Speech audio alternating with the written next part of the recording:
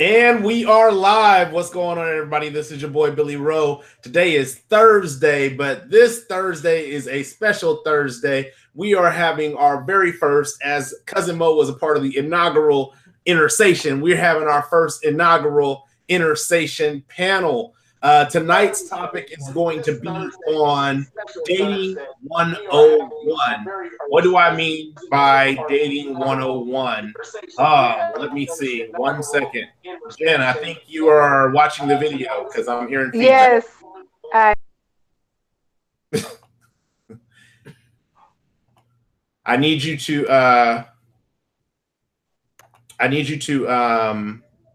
pop the chat out and then close the video. You don't need the video open.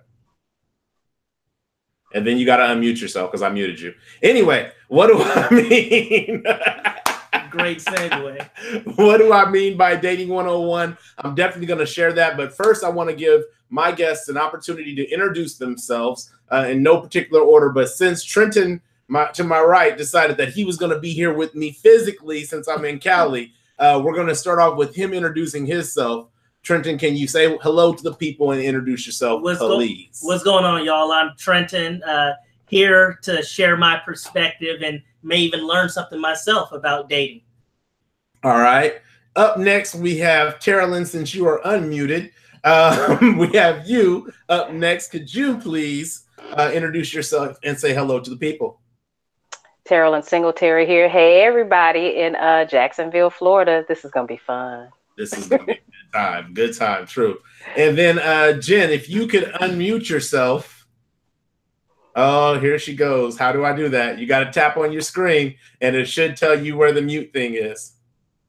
Oh, yeah. There you go. Woo. Oh, you muted yourself back. There you go. All right. Go ahead and say hello to the people and introduce yourself, please. Hi, my name is Jen, and I'm from Sacramento. And I might learn something today. Like Trenton.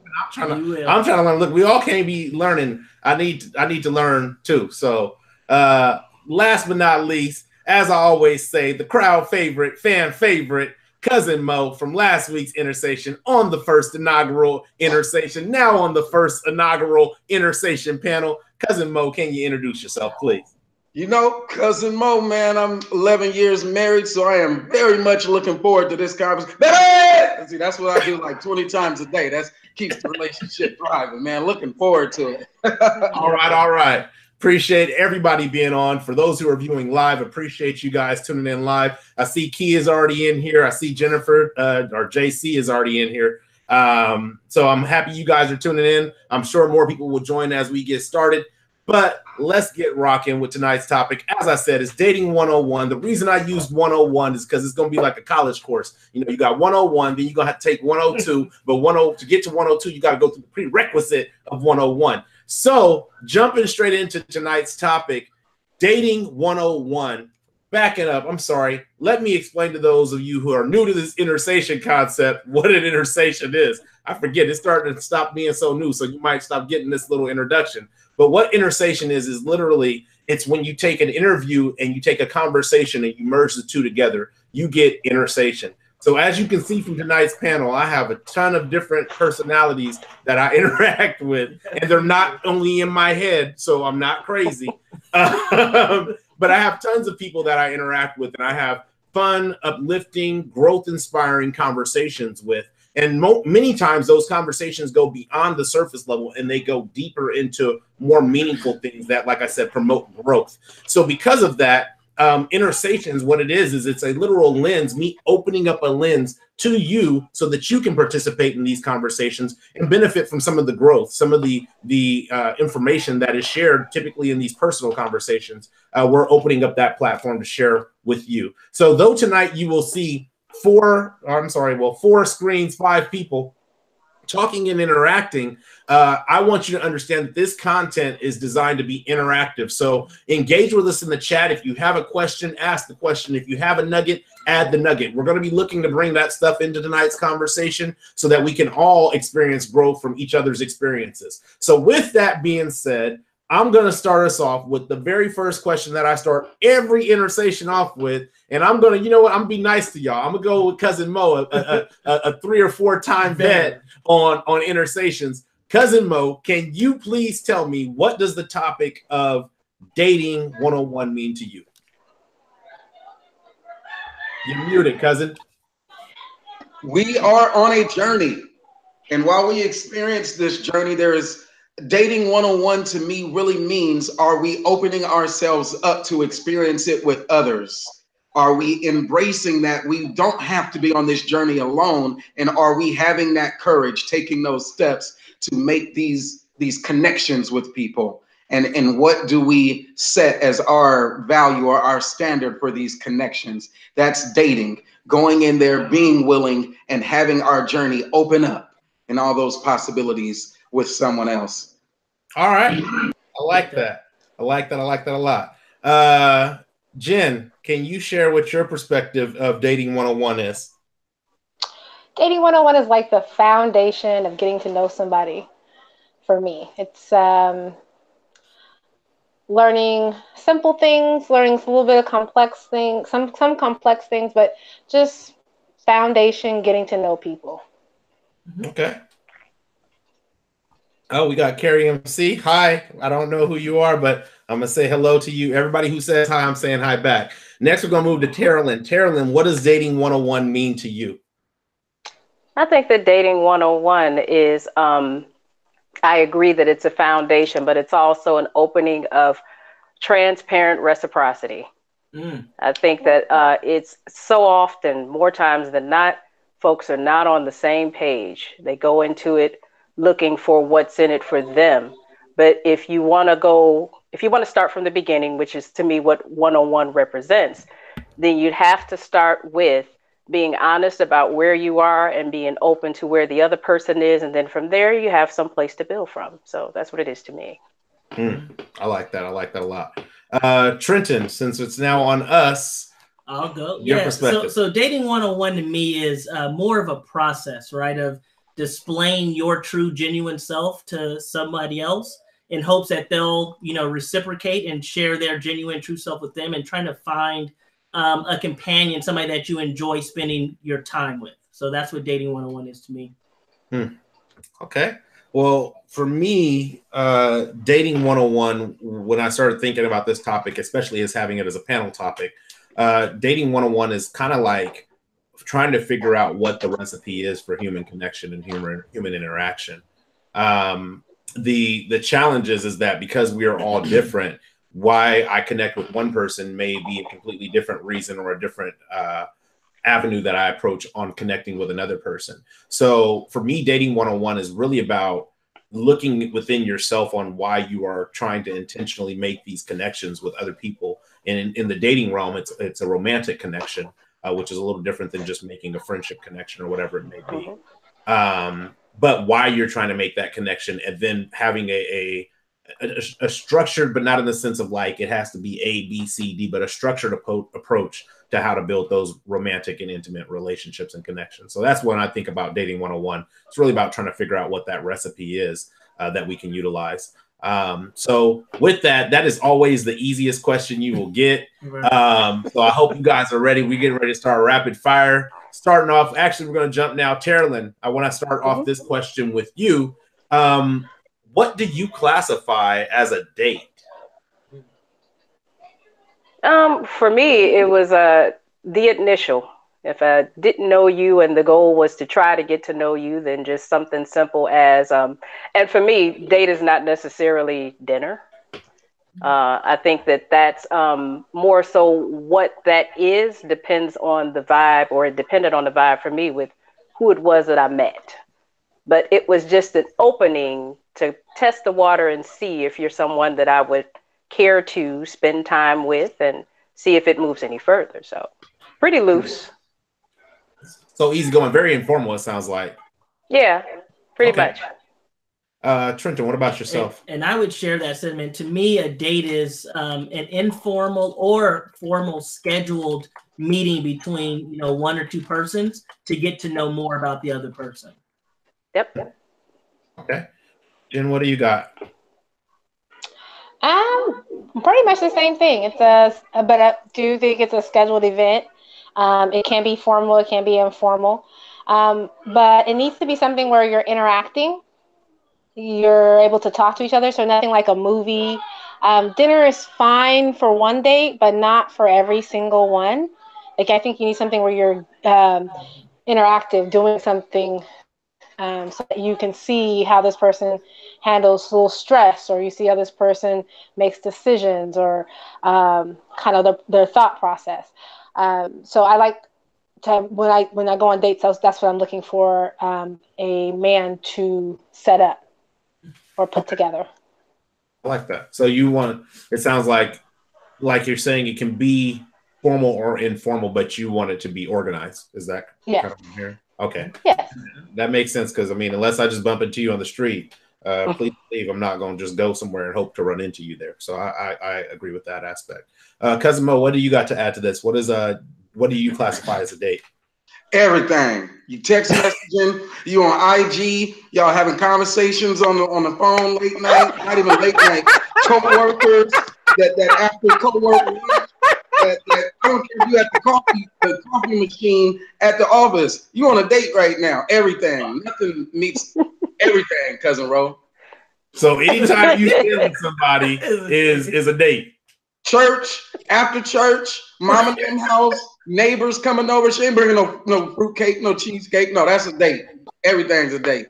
All right, you better talk to your wife about that. Make sure you stop talking to people at the coffee shop or coffee machine. That's some pent up aggression. It's all a date. There you go. For me, when I try to classify date, it's not so much what you do. I think it has to do with what you guys are all saying. It's something that is intentional. It's an intentional effort to spend time, an intentional effort to connect with someone. And it's unfair to say that it has to be someone that you want to connect with romantically, because if you're dealing with somebody who's a stranger, you may not know whether or not you want to connect with them romantically or not. So it's really an opportunity just to get to know people. And then you kind of go from there. I want to move into my next question, which is actually a question Cousin Mo sent me earlier today that I didn't initially have.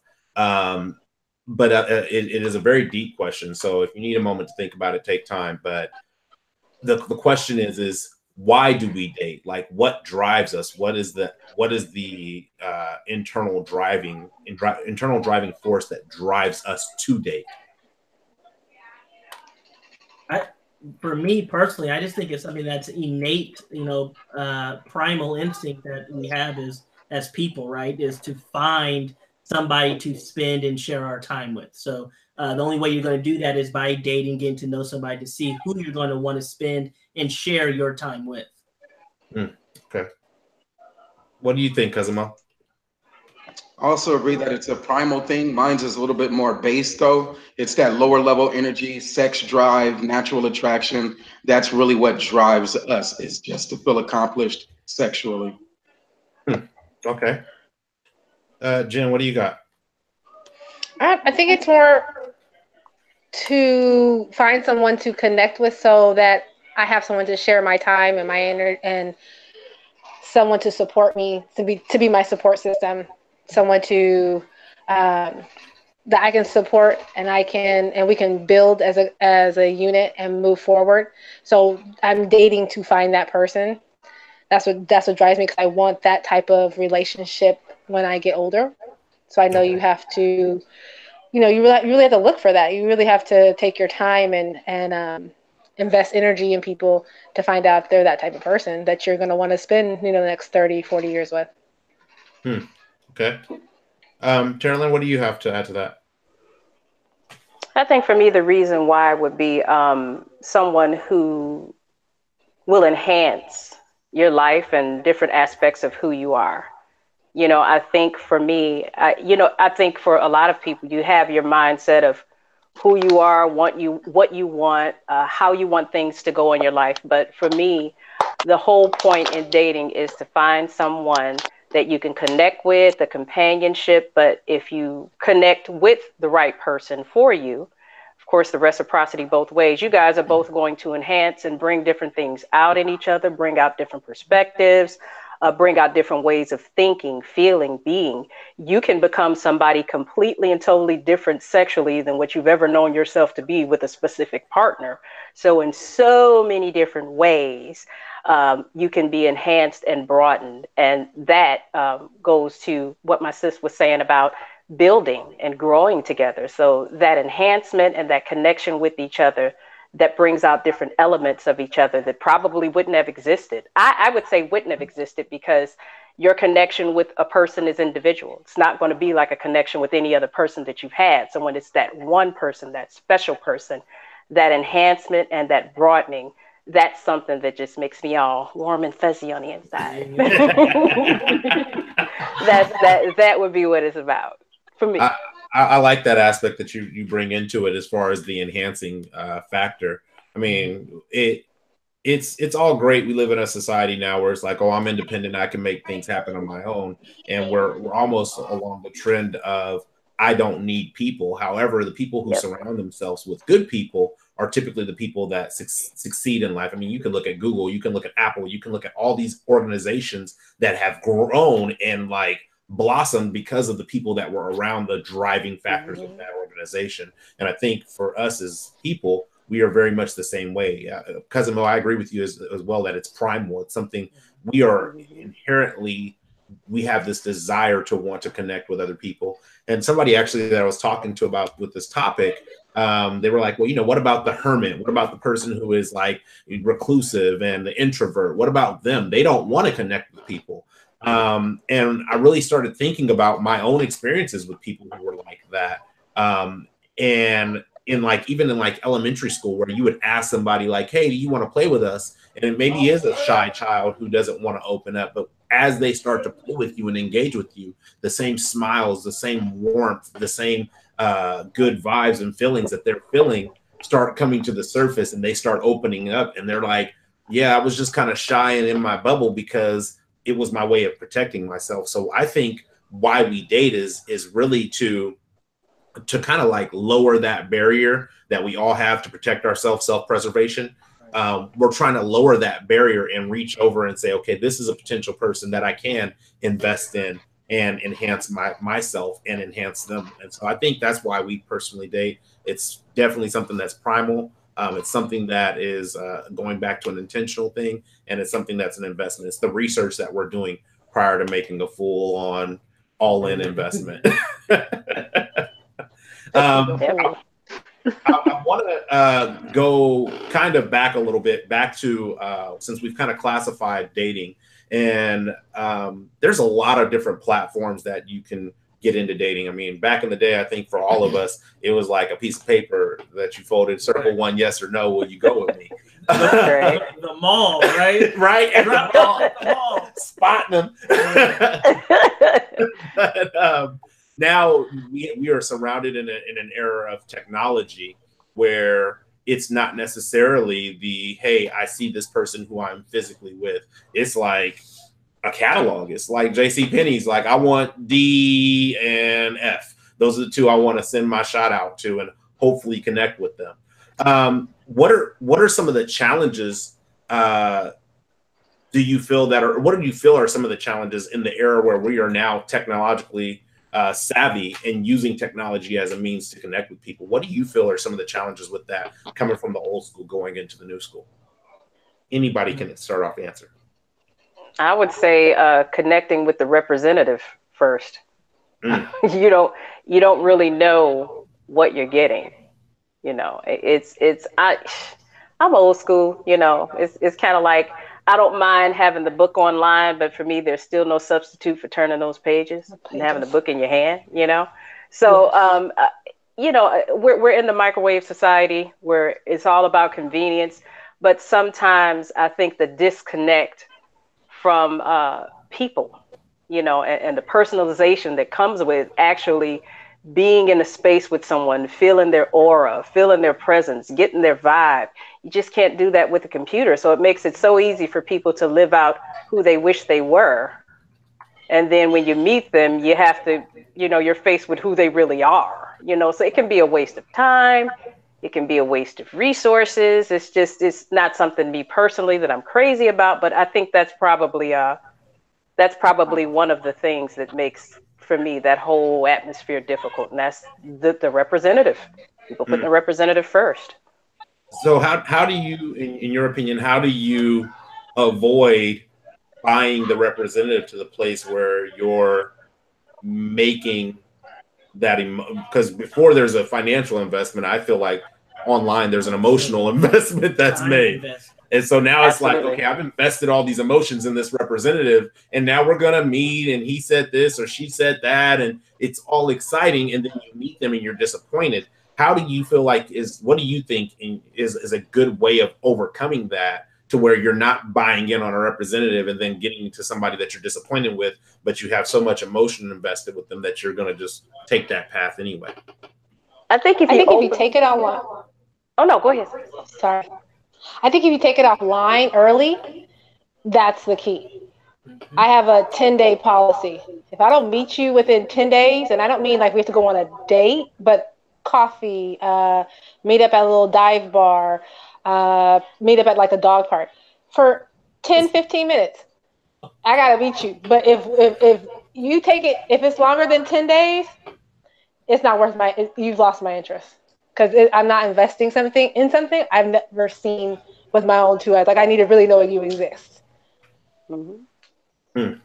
And I would say too, because as I mentioned, like, to me, what a date is, and it was that process of getting to know individuals. I think the challenge comes to your point, Jen, is we try to replace the process with innovation, and I don't think you can replace the process just with innovation. I think the online dating, it's good because it lets you break the ice faster. You know, hey, I know this person's physically attracted to me, so that's out of the way. But if you're just using that, like, hey, look at my post, or, you know, you just want to talk online and you don't want to meet, and you cannot replace that process. I think that's where the challenge comes, is finding that fine line between using technology to become more efficient at dating versus letting it take over and changing the process altogether of wanting to that in-person human interaction.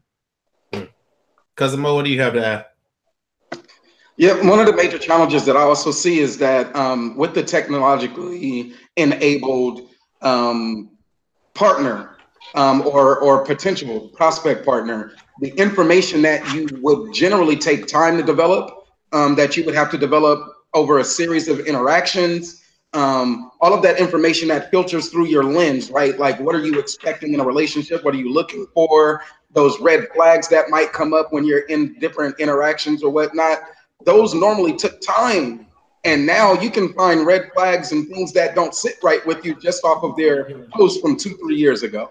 And you can get enough information and gather information to start and forming an opinion about a person without actually even diving into their psyche, without actually experiencing them in public. But before you even had the opportunity to get positive images of them laughing or them laughing at your joke, you can hear their response to other videos, or you can see things like that. And so with that abundance of information, when it comes to partnering, we might think that we know enough of a person before we've even gotten to experience that person. So one of the major challenges, I would think, is information overload that kind of plays off of our own prejudices when it comes to partnering. That is a very great point you make, cousin. It's really a hyper prejudice that you build based on half stories. And I mean, granted, if I see you posted something outlandish and it seems like you really stand on that, maybe you could follow an argument thread, then I might find, okay, that's not me just being hyper prejudiced. This is just somebody I don't want to interact with, or it's somebody who is on the same side that I'm on with certain perspectives. So I do want to interact with them. I think some of the challenges goes back to the representative, and really that hyper prejudice is a part of that representative challenge as well, because you're seeing something, whether it's via text or via the pictures. It's almost like Instagram. People think you live the best life ever. You're never depressed. You're always happy, and money falls out the sky and hits you in the head. And they don't, because you're not televising or broadcasting your struggles on a daily basis, and they see smiles and they see, YouTube videos popping up, they assume that, this is somebody that I want to interact with. And then they get to that place of digging deeper where you're saying, you know, that face-to-face interaction. And it's like, wait a minute. And I think part of the challenge as well is that because they have already had that information overload, a lot of people are reluctant to say, ooh, no, not for me. So I think, Jen, what you're talking about is like, look, I got 10 days to meet you. And then after that, this conversation self-destructs and I move on. I think that that's really a good tool to have, to just kind of like pull it from a cyberspace where it can be anything. Like I could be a guy talking to a girl, or I could be a guy talking to a guy that I thought was a girl. Like it can be anything in cyberspace. So pulling it out of that realm of anything's possible to the realm of reality where, okay, so how are we going to really interact with each other when it comes to being in public, when it comes to being in each other's presence? So those are some great things. I'm glad you guys shared that. So I feel like there's the traditionalist stance on dating, and then there's also like the modern, more modern state of dating that takes place right now. So I'm going to ask a series of questions within these different constructs. Let me sit up. Yeah, let's sit up for this one. And I'm get real.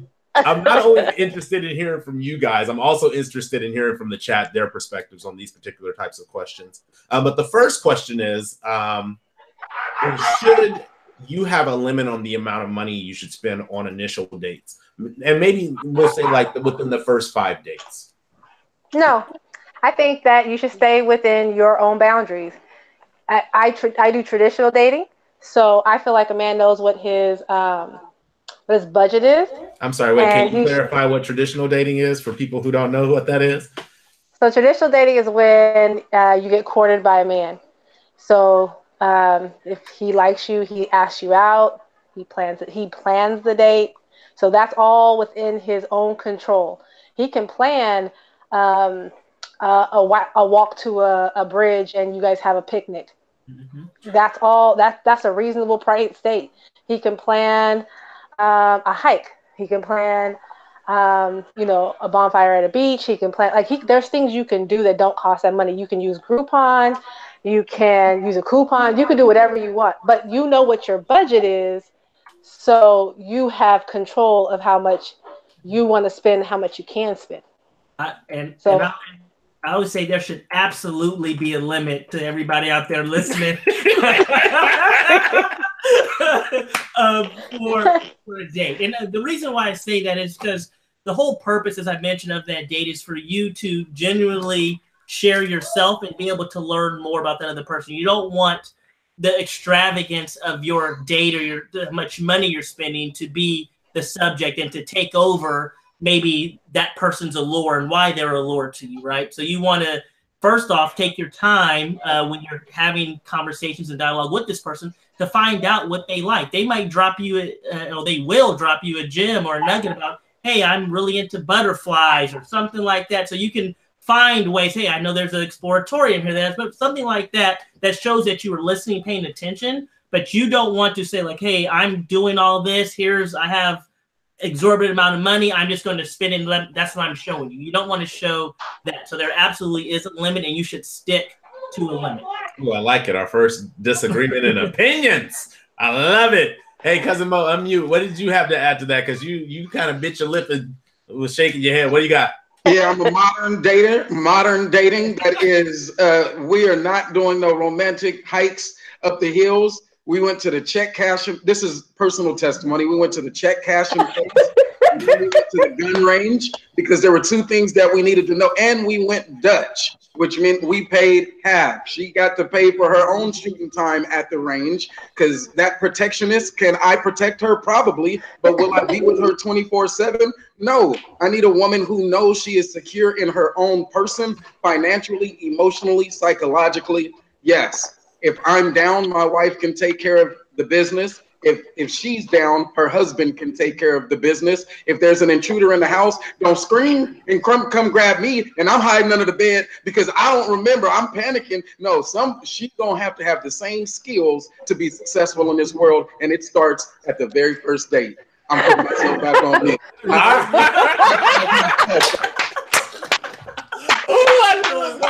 conversation. No! What do you feel? And I know Jen's gonna want to jump back in, but before I have a lot to say. I want Taralyn to talk. Okay, go ahead, Taralyn. What do you have to add to this before it starts? You know what? I'm mixed with this when it comes to traditional and modern, and the reason why I say that is because it all depends on my connection and the vibe with the gentleman. Of course, I do not mind. I love being courted, and the reason being is because it's just something uber sexy about a man that's saying from him meeting me, I want to take you out and I want to do something for you. It's not about the money. It's about, okay, this brother is showing me how he sees me, what he thinks I might like.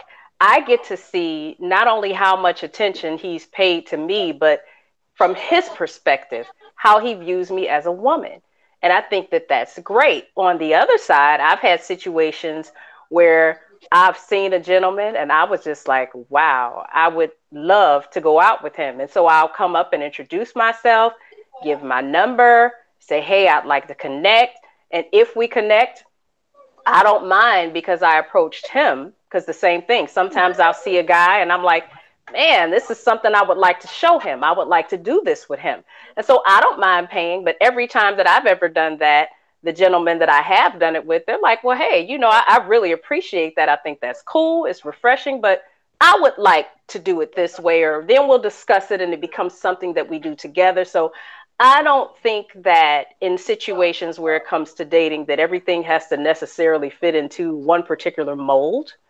I think that you really get to see a lot about the person that you're dating when you're opening yourself up to different possibilities. I think that a lot of what you get from some gentlemen, it depends on how you carry yourself and what you put out there. So I don't have to be in a particular mold. Yes, I do like to be courted, but I am open to expressing myself with him in a way where I feel like I'm showing gratitude to him. I'm showing appreciation for him. I don't think it diminishes me as a woman. I don't think it diminishes him as a man if he chooses to accept it. So I think I'm just a little bit more flexible with that. That's my stance anyways. I'm absolutely with you. Obviously, we've all been on dates, but I can certainly tell you I haven't paid for every date that I've been on, right? I think it is, like you mentioned the word reciprocity, right? So it should go both ways. If somebody asks me out and they're taking me somewhere, I'm absolutely going to sit back and enjoy, the date or whatever they have planned. I don't feel that I need to, proverbially flex my muscles, say, oh, let me pay for this. I'm the man. I allow them to be the person they are as well, because for us, that is also part of, getting to know that person, right? Is this person always going to, am I setting the precedent that I'm always going to be paying for everything, right? Even if we get together, am I always going to be paying? We get married, am I always going to be the one that's coming out of my small allowance budget, right, Mo? Or is it, something that we share together? So I'm certainly more flexible, and I think it should be, it could go either way. It shouldn't just be the man or the dominant person doesn't necessarily be the man, but somebody feeling that they have to pay for every date. Okay. And if I could, I just wanted to add just really quickly, it all depends on the type of gentleman, because some guys, nowadays it's so sad that when it comes to dating, there's this huge emphasis on money. I mean, come on, if you're out meeting people, you're going to spend money. That's just what happens. Me personally, I want to be interested in a guy. I'm getting to know him that I want, because first I like spoiling a man. Hopefully he would be my man. I don't mind expressing how much I'm interested in or care about, or just showing appreciation, even at the beginning, for this individual. So much emphasis has been put on money and who's spending the money and how the money's being spent. And how about we just connect and we're adults and we just go with what we feel.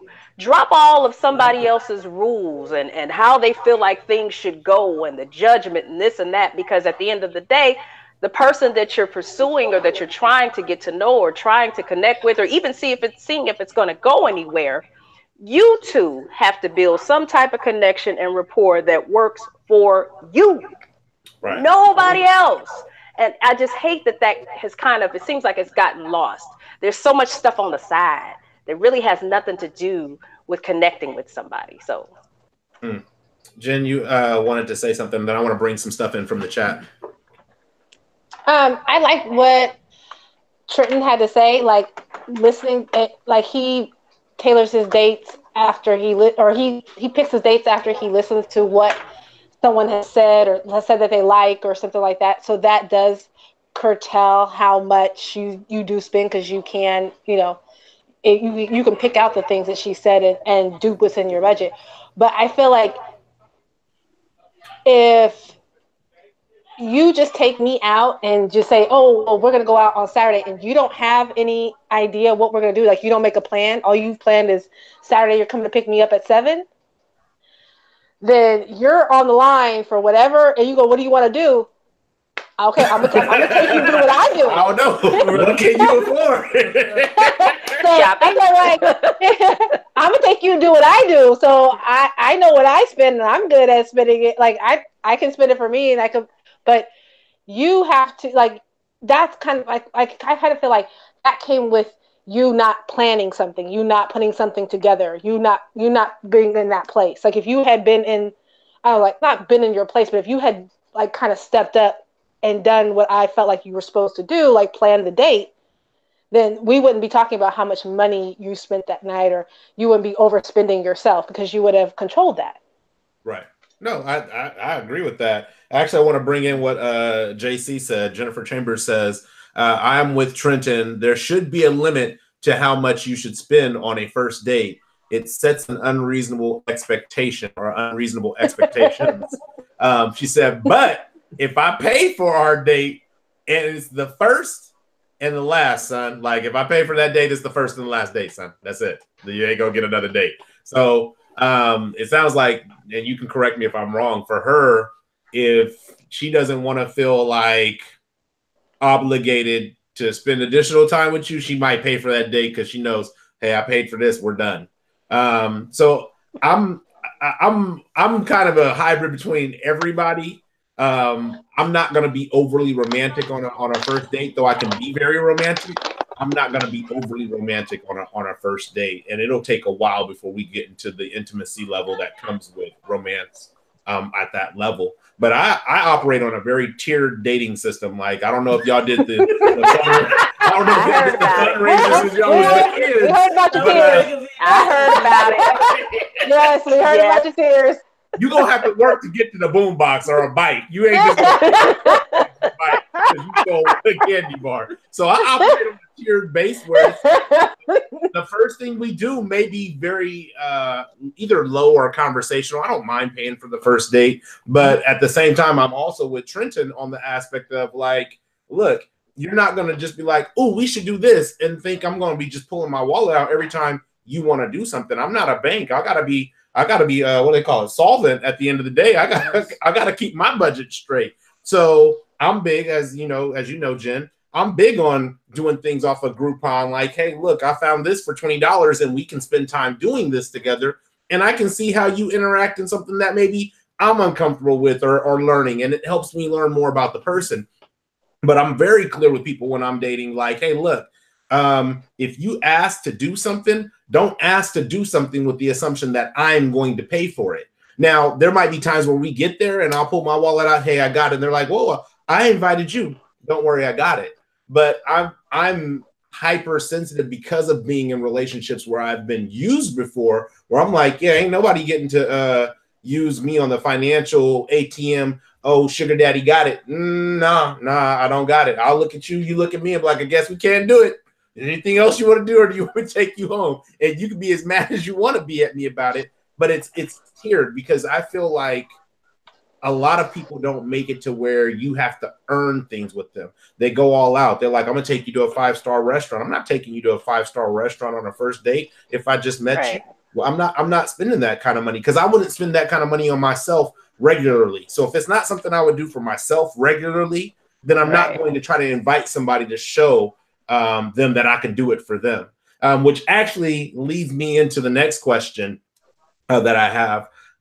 What is the balance what do you guys perceive the balance is between attempting to impress somebody while you're dating them or overselling yourself? And what I mean by overselling is like, I'm gonna do all this stuff right now, but once I win, whether that's I win sexually or I win in my girlfriend, my wife, or whatever, I'm gonna stop doing all that. So I oversold myself. What is the balance between that, in your opinions? Cousin Mo, jump in first. What you got? All right. So on the first one, there's going to be things that we do naturally, like the peacock, to try to be more impressive, to try to get the attraction, pheromones out there. We want to create a sensation in their mind. We want to let them know what the possibilities are, should they choose us to carry on this journey with. And then the second one, the overselling, that's going to happen as well on some things, because just being aroused, and forgive me again, I'm back at my base self, where we've already moved into a space of these connections or these memories that we are making with them.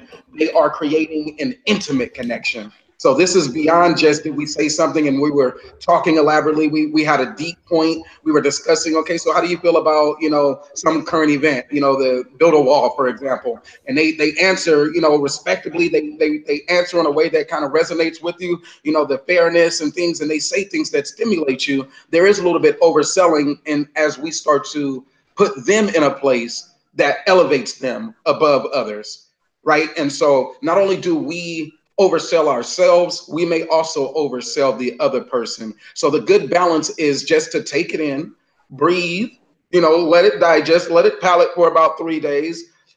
Try not to think about it. Don't respond too quickly to text messages. Don't be too big on the flattery and the compliments.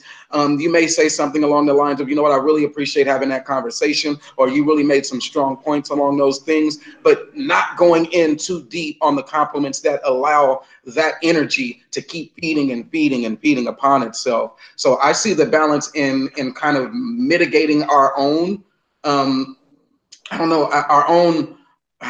I don't know if it's a rational thing or if it's more emotional. That's where I'm still stuck at. When we're in that position, are we making a rational decision as competitors in the marketplace for companionship? We're all in a marketplace for companionship.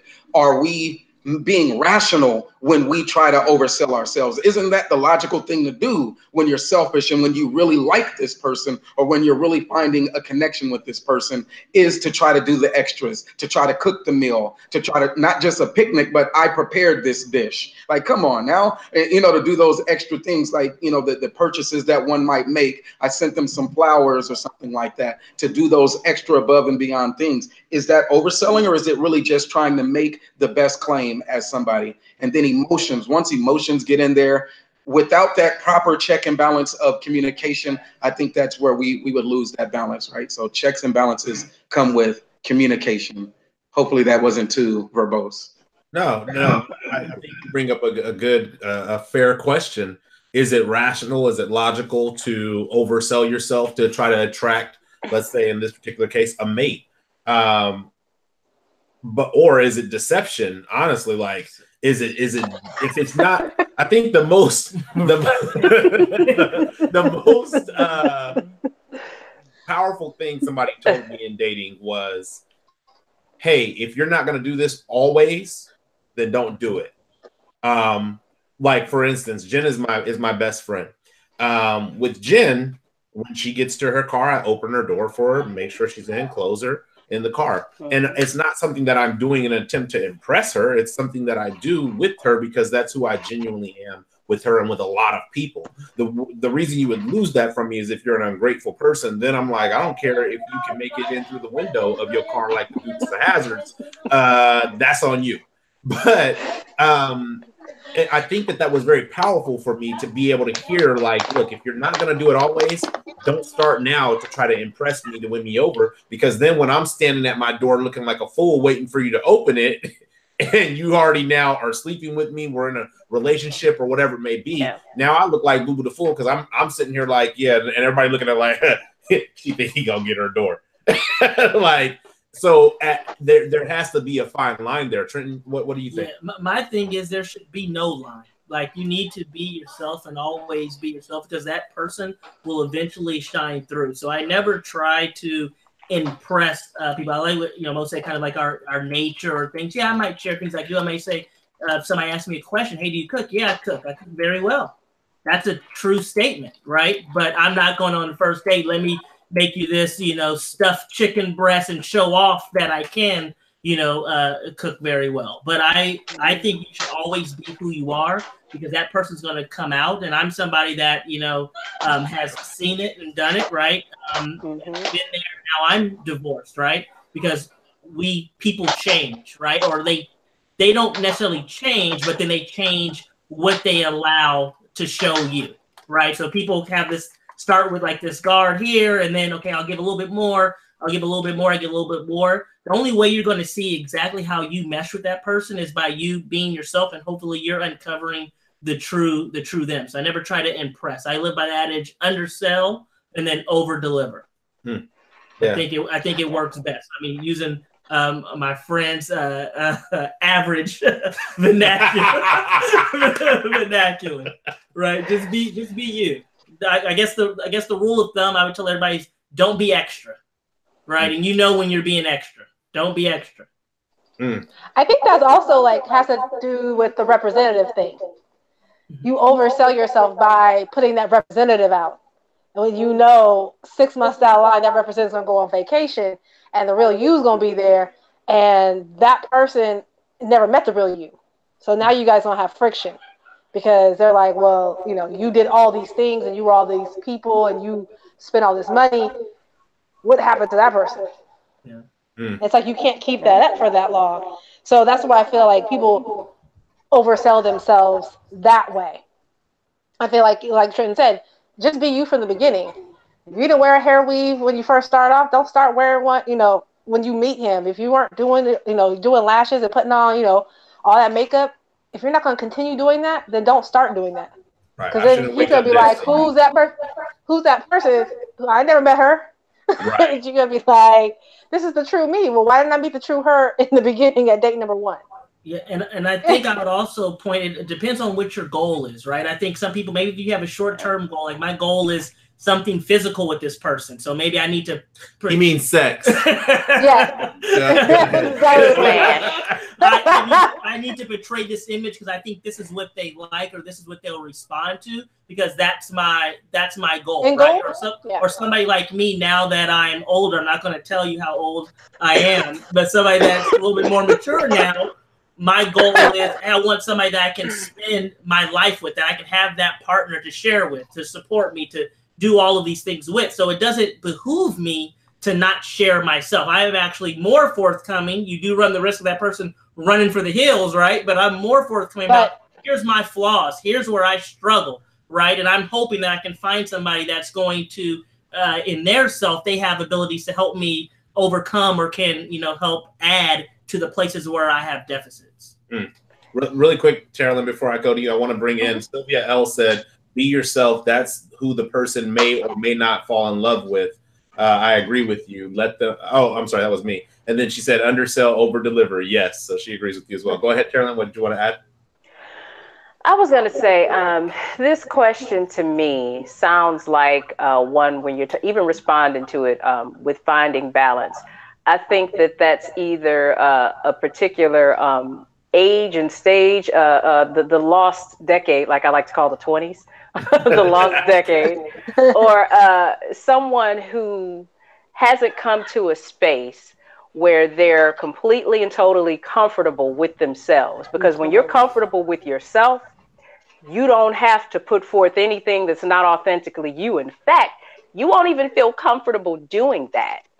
You're so comfortable in your own skin. I'm talking especially the flaws, because once you come to a space of maturity, any and everything about you that needs work has shaped everything great about you where you stand right now in that present moment. And I don't care how bogus things have been in the past, how bogus things may be now, definitely going to be some really messed up stuff in the future. At the end of the day, when there's a space of maturity and comfort and how far you've come and how far you've grown from that, then that's what you're taking out into the world when you're looking to try and connect with someone else. Where I am now in my life, I've been through some things. I've gone through some things. I've made some ridiculous mistakes, some of them intentional, some of them unintentional. But at the end of the day, the growth that I've experienced and who I am as a woman now, I'm so proud of that. I think that overshadows anything negative about me that's going, I'm not perfect.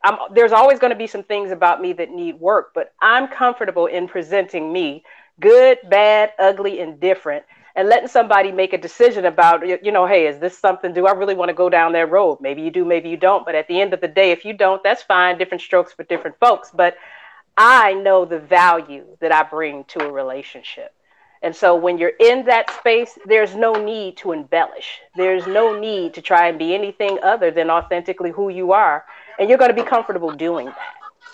Yeah, no, that I do agree with. One of the things I want to bring back is with Moses, what you were talking about as far as the overselling the person to yourself in your mind, the mental space.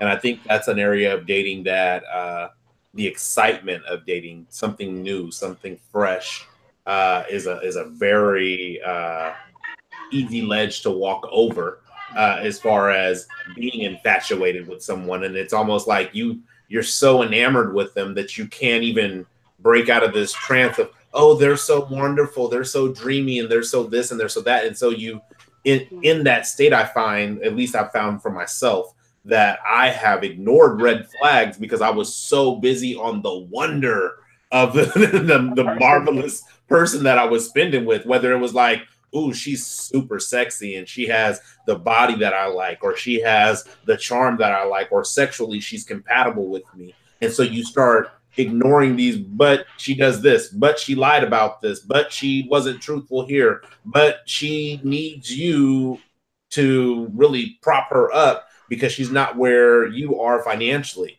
All these different things that actually are important to me. And I think what Trenton was saying, as we mature and as we get older, Carolyn says the honeymoon stage. Yeah.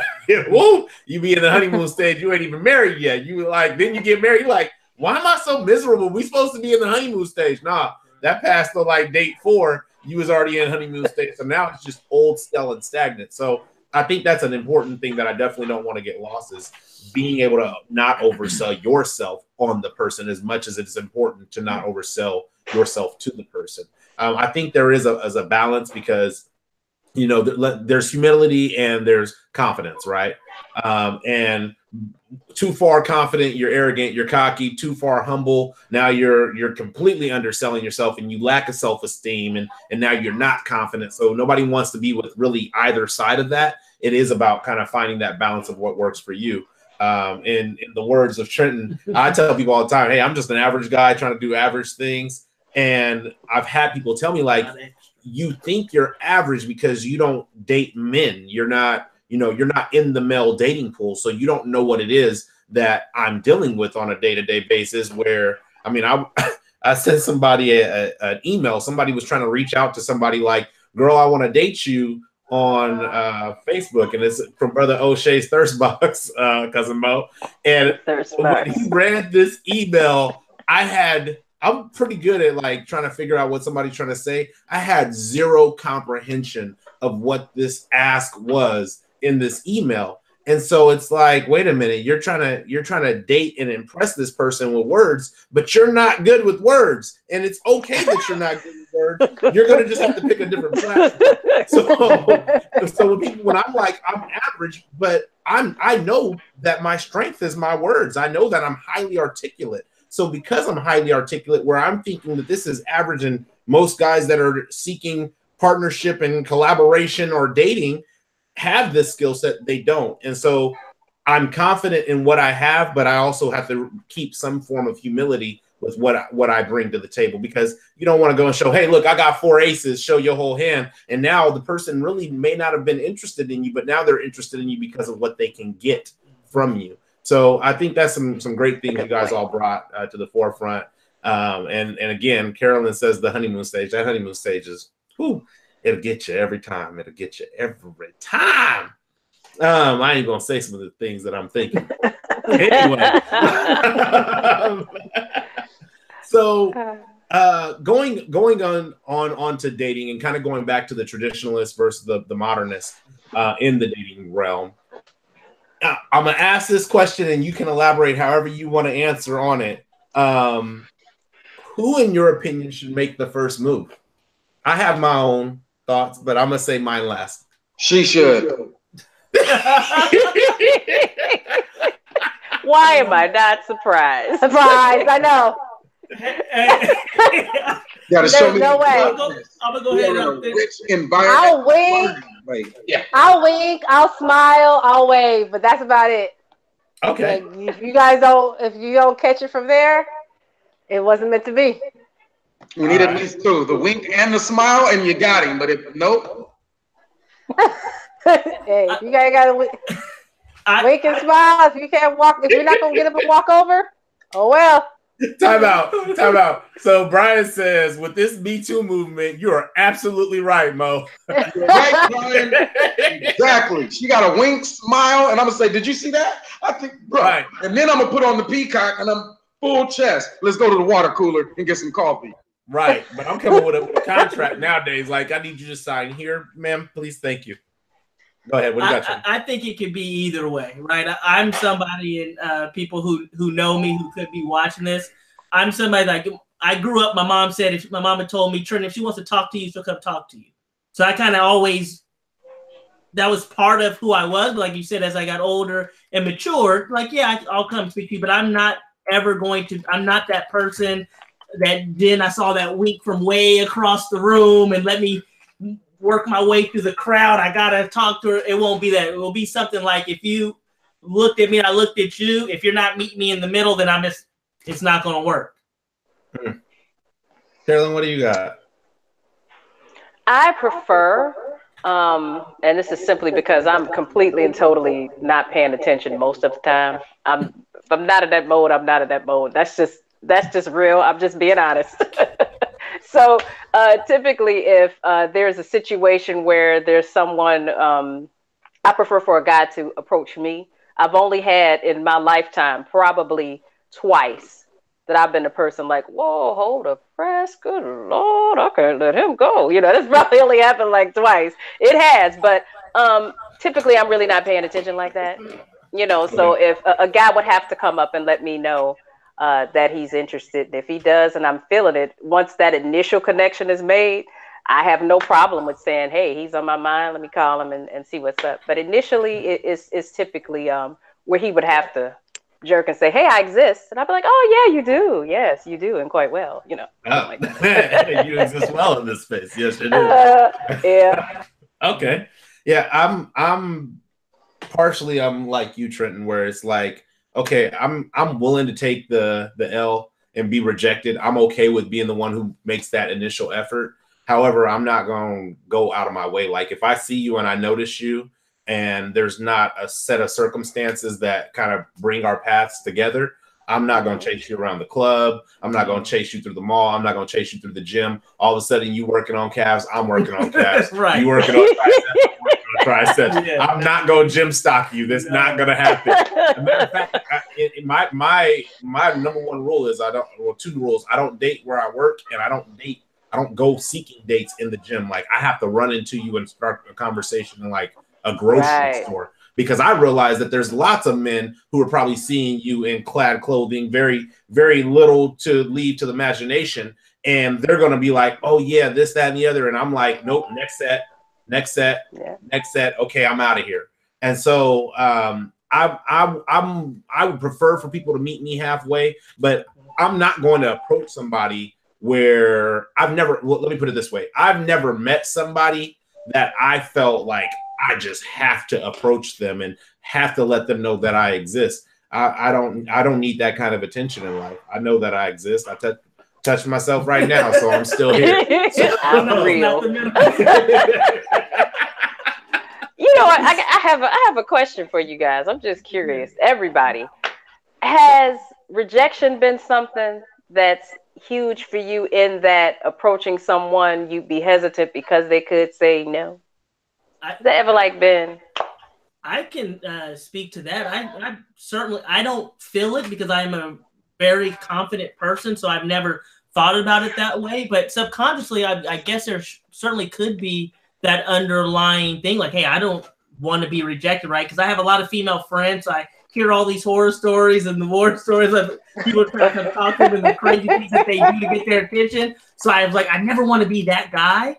But I could certainly, see that. And then I guess I've been very fortunate thus far in my life that those that I want their attention, it's kind of worked out, right? So I had, like, to Rose's point, I haven't seen somewhere where I have to go weave my way through the entire club, right? It's always, at this point, been very lucky that it's worked out. I see somebody that I'm interested in, and typically there's a mutual attraction. Now we're halfway, or they send a representative up to me to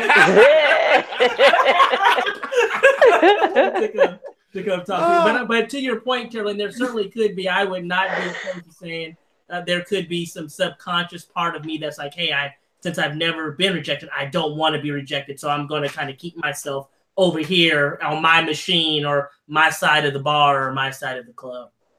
True. Jen, what do you got?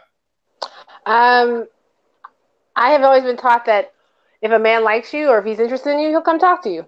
So I just kind of operate on that platform. If they're interested, he'll come and say what's up. If he's not, he was not interested. So, and I like assertive men too. Sounds like we have the same parents. So it doesn't work out if I'm the one coming to talk. You're not. I'm gonna run over you. I'm gonna bulldoze this whole entire thing. It's not the type of relationship I want to be in. I'm gonna start running a whole bunch of stuff. So I'm running over. That's never good. Yeah. Fair enough. Mo, what you got? About rejection? Yes, sir. Man, I got at least 6 or 7 stories. I give too. Man,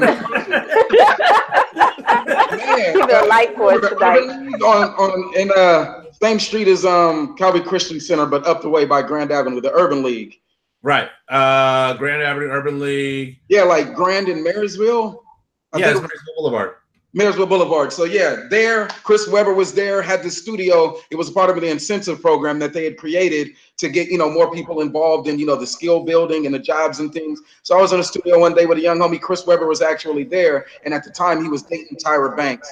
And so I had always had that crush on Tyra Banks. And so I thought I could have a shot, even though she was dating him. Long story short, it didn't work out. So that gave me a stigma against tall women. And so then I carried the stigma about rejection with me, even in Morehouse College, and they had this career fair. So here's the second story. I'd have moved on into it just like that. I'm at Morehouse College, and there's a class thing. So it's not just about being urban or not just about being gangster or whatever, but there's a class thing. So now I got a double issue on rejection, which is women who come from the upper class or the high middle class, and then those who have those pearl necklaces on and the cream colored heels, the types, and they got the power suit on, and then they just so happen to be tall. So they're all standing at like the Goldman Sachs and the Morgan Stanley, and they're all there. And I think they put them there on purpose just to break low-spirited short guys like myself. Like, I promise you, I'm so short, if I stood up right now, I'd still be in full screen. Like, you'd still see me. And so I'm trying to walk up on these tall women, and this is a job opportunity of a lifetime, right? Wall Street. I got confidence at every other table. But I walk up to this one, they got the pearl necklaces on, and they tall. I'm like, bruh, I ain't even got a shot. So I just took my urban self to the other table, still got into banking, still did well when I was in my realm. But those stigmas, that fear of rejection, cost me money. Like, if I could have not been shot down, Tyra Banks owes me money. That's my story. Tagger. No, I agree that rejection does play a part, and I don't care how confident you may be. You're not shooting your shot. I mean, you're not shooting your shot if you don't think you have some kind of chance. And I'm very fortunate. I think in my life, maybe 2 girls have been like, nah, I'm cool, I'm not interested. And that's like from birth to now. But that doesn't mean that I don't deal with like, ooh, I might not want to talk to that one. But I do agree that there are some things that are some buying signs. And so I'm really big on chemistry and understanding what's the vibe I'm feeling. If I'm feeling a good vibe with you, then I'm going to come and say something. It's especially, Trenton knows this is like my partner in crime when it comes to being on a dance floor. If there's a dance floor involved, I'm probably going to win because I like to dance and I'm not shy. I don't need 60,000 people on the dance floor. I'll be the first person on the dance floor. And then you could decide, hey, I like that he's having fun, having a good time, has good energy. And then maybe you'll bring yourself into my space. So for me, there is a fear of rejection, but I try to overshadow that fear and take those leaps anyway when I have the right vibe in the right place, or I feel like I've put myself in the right position to have something to offer. I think where rejection really starts playing a role and starts affecting your confidence when you like, yeah, I really don't got my stuff together. That's maybe why Moses is scared of these cream shoes. When you're coming from a place where you like, I don't have my stuff together yet. I'm working on it. I mean, and I'm trying to get it there, but I'm not there yet. And so then that really plays like this psychological game with you to where you're like, yeah, I'm not gonna shoot no shots tonight. Let me jump really quick. Oh, what's going on, Carrie? Let me jump in really quick to the chat to bring some of the stuff that's been said in the chat into the conversation. First thing was Key Bryant said the gym is the new club. Right. Selena says no gym stalking. Trying to get me my workout on at the gym and de-stress, not find a husband at the gym. He also said rejection made me better. LOL. Back in the day, that is. The more rejection, the more confident I became. Antoine Wade, Mr. Antoine Wade of Black Heights says, if the eyes lock and there was a nod or a wink, you have create the opportunity. I think he meant you have to create the opportunity and to get to her. Otherwise, you may miss out. True. If there's buy signs, then you got to make that move. Let's see. Carrie says, old school. If the woman shows interest through a smile or eyes lock, the man should approach and initiate the conversation. However, things have changed drastically. True story. And then let's see, Karen and Keenan. Oh, hey, what's going on, Karen? What's going on, Keenan? Tuning in. I agree with you about producing those positive vibes. And, so I'm going to share a little bit of your guys' story. I hope you're okay with that, but it doesn't matter. You can't stop me. That's why I chose to sit close in case I had to hit music. But with Karen and Keenan, I seen their vibe and their interaction before like they got together, and I seen when Karen presented buy signs, Keenan took advantage of that, and I don't mean in a bad way, but he took advantage and was like, "Look, I'm interested in you." And Karen, even when he was like, "I'm interested," Karen was like, "Okay, that sounds good." And Keenan had to like wait a little bit and come back and say, "No, I'm really interested in you." And I remember sitting there. I don't know if you guys remember this day. You might, but I remember sitting there and Keenan was like, spitting his game. And he was just like, how many guys have told you that they were interested in you and then come back a year later and consistently said, "No, I'm really interested in you." Because sometimes that initial rejection is just a automated defense. Like, you're interested in me? I heard that before. It sounds familiar. Walls up. And then to come back and still really be interested, going back to what Trenton says about, really listening and displaying that you're listening through your actions, not just your words, coming back and saying, "No, I'm really interested in you," and being able to insert that. I know that guys have said this to you before. I know that you've heard these lines before, but I'm still interested in a year later. And now they have a beautiful son, building their family and making things happen. So I just wanted to bring that into the conversation. Y'all can call me personally if y'all want to yell at me about that, whatever. So anything else that you presented the question, Taralyn, but with rejection, what else do you, what do you think about rejection in the sense of approaching someone? Never bothered me. I mean, different strokes for different folks, and like I say, I prefer a gentleman approaching me, but in certain circumstances, I'm not afraid to say I'm interested. And someone saying no to you doesn't always have to be about you. It could be a space that they're in their life. It could be a multitude of different things. It doesn't have to necessarily be you. And so I think about that the same way that I do in terms of career and entrepreneurship and pretty much everything. Rejection is just a part of life, so it's never bothered me. Not at all. I've never taken it to mean, and again, I've only had a couple of experiences where I've been the one approaching someone. But again, similar to what Trenton was saying, there's never been a situation where I was interested in someone and that wasn't reciprocated. So I don't know, maybe I'm just good at feeling a chemistry and a vibe and knowing that, hey, I'm feeling like this could be a go, but it's never something that's bothered me. Not at all. That's something I never even thought of, is how we immediately personalize rejection. Like immediately it's like, you said no because it's me. If it was Trenton, you said yes. Well, even if that's the case, what does that what does that matter? That says nothing about me. That says you're just more interested in Trenton, and I got to be okay with that, because if you're confident about, like you say, different strokes for different folks, if that's your mantra and you understand that, hey, I'm just not your stroke. I'm not your cup of tea. I'm okay with that. Somebody out here is going to like what I'm producing, and hopefully I'll run into them tonight or tomorrow. With that, I want to move on to the next question, and we're already an hour and 10 minutes in, so just y'all, I'm not even gonna say how long this is gonna be. We just gonna work our way through, and if you got to check, you got to check. I understand. Catch the rest on the replay. But I appreciate you guys engaging in the chat. It's definitely helpful, keeps the conversation live, fun, and uplifting for all of us. The next question that I want to ask when it comes to dating is about boundaries. In your opinion, I'm gonna start with you, Jen. In your opinion, what are healthy boundaries to set for dating? I think that's a personal thing. Hold on, bring your camera down, because all I can see is your head. You look like you're buried in the ground. Bring your camera down. So there we go. Is that better? Yes. Okay. I think with me, I think boundaries is a more personal thing. With me, I tend to set boundaries until you show me, so I see certain things. Like, I might only go to little off the beaten path restaurants with you, or like places I know that people are. Sorry, Jen. That's messed up. I gotta know how you act in public. Like, if you act crazy, I can't be at BJ's at Arden Mall. You acting crazy, and then here comes my coworker walking through the door. Here comes the physician I work for. Here comes my CFO. I can't have that. Like, they're like, you were with that.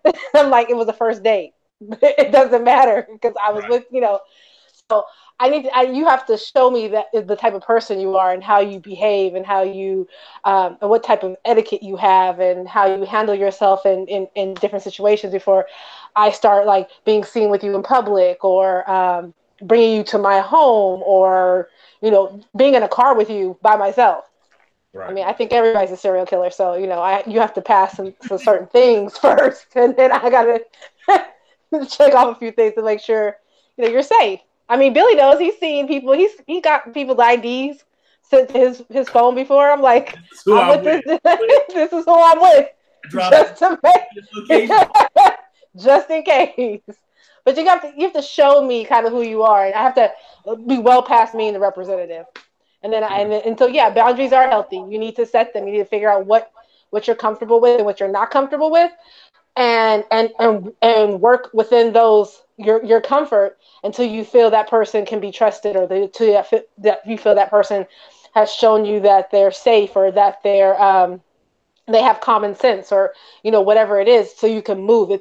I work on dating levels, so you get past date number 1, you go to date number 2, date number 5 I might be getting in the car with you, but that's all about you showing me who you are.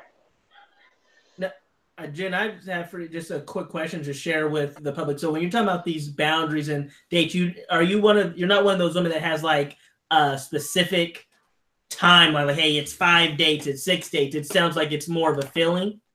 Yeah, it's it has to be a feeling. Because I mean, I'm dating a guy right now. We've probably been on 15 dates. I've never kissed him. I haven't gotten to the car with him. I don't know where he lives. I haven't got there with him yet. I don't get that feeling yet from you. I might never get that feeling. But we're having fun. It's all controlled fun. Yeah, no. Controlled fun. I like it. I think dating should be on both parties' terms. And if you're not with the terms, then don't date that person. Like, if he's okay with 15 dates and he's still ain't giving you the vibe to, like, I'm telling you, I ain't going 15 dates and you don't feel like you can get in my car. Right. Like, it's apparent there's an issue here, and you may not know what it is, but I don't know what it is. But if you don't feel like you can get in my car without me kidnapping you, then I can't. Good luck. That's all I got. So, but if both people are in agreement, as long as it's not like a carrot and a stick that, you know, you're never going to get to this carrot. I just want to keep spending time with you. Like I said, I have issues with being used previously before. So I'm like, look, that stick can only be so long. And at some point I'm like, hey, look, you and your stick have a good time. I'm headed to the house. What about with you, Mo? What you writing over there? What you got? What you got? Yeah, man, I was struggling with that exact question all day. I mean, you did a great job sending it beforehand. I looked at it. I was like, okay, man, we talking about dating. Man, I've been married 11 years. And then today I hit Billy up and I was like, man, let me look at them. He was like, what'd you say? He was like, you looked at the questions? I was like, nope, but I'm going to right now. And so I was looking at this one, and this is like the hardest one, right? Because there are really some things that will scare people away in those early stages when it comes to communication. One of the major boundaries that we would like to see and that we would like to assume people have is this skill set on honest communication. We have an assumption that people know who they are, and not only do they know, but that they can communicate it. Not only can they communicate it, but they can communicate it in a way that you're able to receive it. And not only then, that when they communicate it in a way that you can receive it, that they can even live up to it in a consistent fashion. All of these assumptions happen just on the one boundary that we would like to set around honest communication. So even on defining what honesty looks like, for me, I'd be like, oh my God, I had one heck of a dream last night. Sorry, babe, you weren't in it this time, but whoa, that was a good, is that too honest? Right. Right. Too honest, or do, like, she wakes me up, oh, I had a horrible dream last night where you were with another woman and you cheated on me. Do I need to go into that? Well, how did that feel? Or, oh, I'm sorry you felt that way. And she's almost in tears, and I haven't experienced it from that lens yet. But I do want her to talk about it. But am I psychologically damning our relationship because I'm allowing her to explore through her communication those things that in any other sense would be detrimental to a relationship? They would be detrimental for me to sit and have a conversation about any of our exes. But honest communication says, well, my ex hit me up on Facebook, and here's how I wanted to respond. I wanted to tell you so you didn't have to find out through any other means, but I was afraid that if I told you that me and my ex were in communication, it would have been detrimental to the relationship. How do we evaluate honesty? When it comes to setting boundaries, I would say that we would want honesty, but like you said, it's going to be a personal experience that you have with this person on this journey. If you have in the beginning, you have at least said, well, I have established a connection with this person. We are growing. I'm happy there. I can see myself in 30, 40 years. Then I am willing to experience even those hits and misses in a relationship. But until then, I think boundaries are just a hands-off thing. You're gonna have to just learn as you go. I know me with other women, and I know me by myself, but I need to be open enough to give myself some time to know me in response to me and you. Damn. All right. Well, all right, cousin. Shoot. No, I see why the question was so hard, because that is a big challenge. Does anybody have anything they want to respond to that? Because I think that is, people say they want the truth, and then they be on that, you can't handle the truth. All right. Right. And is an omission of some details, is that still the truth? So if you leave a little bit out, is that, I mean, technically that is still the truth. It's just not the full truth. It has other pieces in it. Right. No, any omission of details is not the truth. You're trying to prettify the story. No, that's not true. Yeah, that whole lying by omission thing, that doesn't work. I agree that we all have our personal boundaries, but boundaries within a relationship or dating, that's something that's going to evolve over time. And I think as long as you're open and authentic with where you are and address certain situations as they evolve, you come from your space and that person comes from theirs. Some of the moves that people make, it's not personal. They don't know you. They're bringing into their connection with you, where they're from, and a value system that was built based on experiences, starting from just growing up in the house with their parents, their own individual relationships, different social things that's happened throughout their life. You have to be open to that. And so just tailor making your individual boundaries and their individual boundaries kind of interweaving those things together with that transparency and that conversation, I definitely agree with Moses. It's going to evolve over time. That's the only way that that's going to happen. Yeah. Anything you want to add? I was going to say I agree. I think we all personal boundaries. I think are good.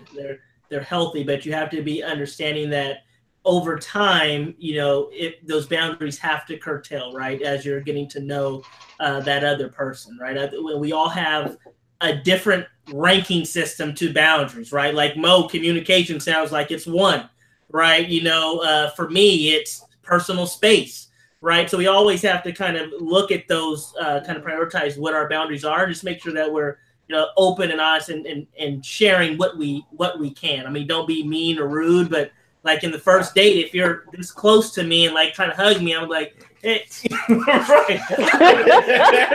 I'm not gonna start the fly on you, you know, but I am gonna say I might, you know, kind of back myself away just so, hey, I prefer I could see you in the eyes as I'm, you know, and talk to you. I can't, you know, look at you. Maybe say something that doesn't let them know, like, hey, you're too close. Right. But you still have to let them know what your boundaries are. So I think boundaries are healthy. Yeah, I think there's a good cadence to boundaries when it comes to going back to Moses, that honest communication. There is a good cadence. You don't give people you don't know everything about you off top. Absolutely. However, there are some things that, and I've said this before, there are some things where I feel like there's a delay of information because you want the person to be invested and you don't want them to leave when you pull the rabbit out of the hat. You'd be like, oh, well, there was this one thing that I had that I wanted to tell you, but I wasn't safe. And really, it wasn't that you didn't feel like it was safe to tell them. You were like, I didn't want you to leave because I didn't feel like you had enough skin in the game yet. So because you didn't have enough skin in the game, I kind of held some things back and put that on like a drip versus on turning up the faucet on like a little bit lower pace level. So I think that there is a cadence that has to be established. But boundaries, I think, are good. I mean, for me, boundaries and standards are interchangeable. Like Trenton knows I have standards, and there's been times where Trenton and I have talked and it's like, oh, you know, yeah, she's attractive, but she don't meet the standard. And if you don't meet the standard, you don't meet the standard. So that I'm like, love your show. You go in the red column, sift and sort. You're now red. And I'm not going to be spending time getting to know you. And I mean, it just, to me, it is what it is. But also, you know, what it also allows me to do by having boundaries and having standards, it allows me to prioritize, especially where I'm at now in dating. It allows me to say, who do I really want to spend my time with? Who do I really want to get to know? Who do I really want to open up to? And you'll see that a lot of people probably in like the first 2 to 3 dates, you're like, yeah, I'm not about to open up to you. So let's go ahead and call this a wrap and cut. You can end the scene. I don't know who you're acting like you are, but there's things that you're showing and you're displaying that are really showing me that you're not somebody that I want to connect with. The last thing about healthy boundaries that I wanted to bring into is, and it's going to kind of lead us into our next question, but I'll jump into the chat first. But the last thing for me about boundaries is having sexual boundaries. Like, the world is a dangerous place for real. And I'm not about to be out here recklessly with my physical health, with my personal health. So having sexual boundaries is something that I have found that a lot of women are not used to men having. And so when they're like, oh yeah, I like him, he's sexy, and I think I want to sleep with him, they don't realize that that's also a decision for me to make and say, I haven't decided whether or not I want to sleep with you yet. So thank you for letting me know that you have arrived. However, I'm not there yet, and it has kept me from sleeping. You mean that's the actual thing? You know, you would think the way they paint us, right. The way they paint us is, you know, perceptions. We don't have any control over ourselves. But the reality is when you know what you have to offer, going back to confidence, you're not willing to risk it and go all in with people, because last time I checked, how humans reproduce is through sexual activity, and I'm not ready to have any more children. So I need to make sure that if there is a oopsie baby, then it is somebody that I have that type of connection with, that I trust in their maternal instincts, that I trust in their communication, that I trust in a lot of different things way before we go into the sexual realm. With that, I want to bring in some of the stuff that is being said in the chat. It says Karen, but it's actually Kenan. chiming in again. She said, Karen did not want to get in the car with me prior to us going on our official date. So you got somebody else like you, Jen. Was it date number 15? That's deep. The other thing, he says, but my question for the group is, how many dates should be paid for by the man until the woman opens her purse? So we kind of covered some of this before, but I don't even know if they can see you because look at Mo. He just. Hold on. Can they see really this now? Can they see me now? That's they can see you now. They can see you now. Me now? Good. So Cousin Mo says 0. Go ahead, Jen. How many do you say? Well, let me ask you the question differently. I'm sorry. Let me ask you the question differently. Have you ever dated somebody where you have opened your purse and you still felt a good connection and vibe with them? Have you ever been in that type of dating and or relationship? Yes. Okay. That made me feel better, Jen. I'm not here for your feelings. You're my friend. I don't care how you feel. I think it was like date number 6. I bought tickets to a show that I wanted to see. Okay. So like it was around that time. So I was like, oh, I want to see the show. I text, hey, are you available this day, this time? They're like, yeah. So I picked up the tickets. Okay. Did I pay for anything else that night? No, but I paid for the tickets, and we had really good seats. Okay. What about you, Trenton? I don't think there's any arbitrary number I would put on that. Like I've gone on first dates where the woman is paid. I've gone on first dates where I've paid. I just think it all depends on kind of like what that connection is, and then also like how you meet those individuals. Like I'm somebody that meets a lot of the people that I date through, other people. Like I've hung out with them before. I'm interacting, with them. So there's already some type of connection that we've talked. We kind of know how each other operates. So then it's a little bit, easier. But just like on a first random date, I don't feel like the guy always has to pay, and I don't feel like the woman always has to pay. I think it should, you should go by feel. And for me, it's if I ask you on that first date, I'm going to pay. But if you approach it, hey, I really want to take you to the NCAA championship football games. I know you're really into football, right? That's cool. Like if you take me, I'm going to allow you to take me. I don't have any hold up saying, well, you know what? I'm the man. Let me pay for my ticket. Mm. Yeah. So Cousin Mo says 0. Taralyn, what do you got? I definitely agree with Trenton. There's no number. It's all a feel with the person. I had this guy that I was, I'd say dating loosely because we had gone out on our first date. Actually, we had decided, I was in Illinois at the time. We decided to go up to Wisconsin. Someone had a nice little cabin there. There were a bunch of couples coming, and so I just met him and we decided to go. And while we were up there on the second day, his father passed away, and so we ended up cutting the trip short, going back, and he showed me a picture that he had of him and his dad. And so I have a friend who's an artist, and I took that picture to the artist friend and decided to have him to do a portrait of him and his dad based off that picture. And so they had the funeral and everything. Like I said, we'd only gone out that one time, but I presented him with that particular, it was like $150 to have done, but it wasn't anything about the money for me. The guy was just really hurting, and this old tattered picture was his favorite.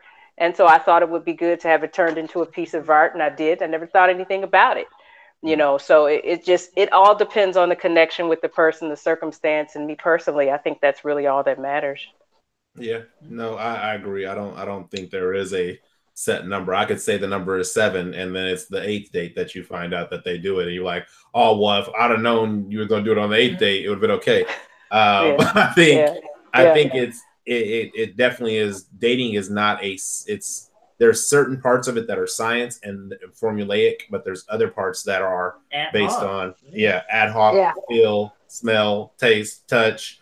However you felt that day when you woke up and you got out of the bed, that's really what it ends up being. And so I don't really put a certain number on like, look, by date number 3, you don't need to kick in. But at the same time, I'm also very communicative in the very beginning. Sorry, I ain't trying to get no mosquito bites. I'm very communicative at the beginning of what my expectations are. And so again, going back to my tiered system, I'm like, look, you might be at tier 1. If you want to do something at tier 4, you're going to have to figure out how to do that, because you haven't made that there yet with me, then you're not getting a tier 4 date out of me. You really need to write a book on those tiers. I'm telling you. Oh, he has one. You need to break that down. He does. Yes, he has. Yeah, it's written down. He has a point system and a tier system. Well, no, I heard about that. I have no idea what you're referring to. I bet you don't. I'm talking about the actual how-to manual, how to formulate your tiers. He will explain it to you. It's detailed. It is very detailed. It is too detailed for this.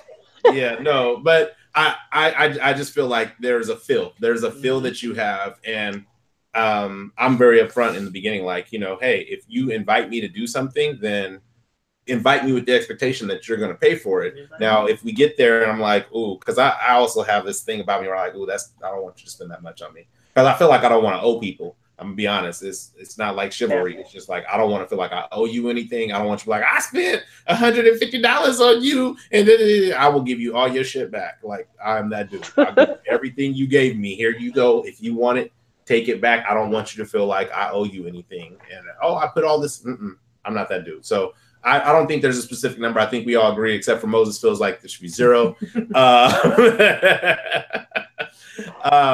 But going further into the chat, Keenan also said, what I respected about Karen in regards to finances was that she paid for certain things after a few dates. Other relationships, I felt that I was the only one funding the activities. And that goes back to that feeling like you're being used mentality. It's like, I don't want to be your personal piggy bank. You may not even call me during the week, but then you call me on the weekend when you want to do something.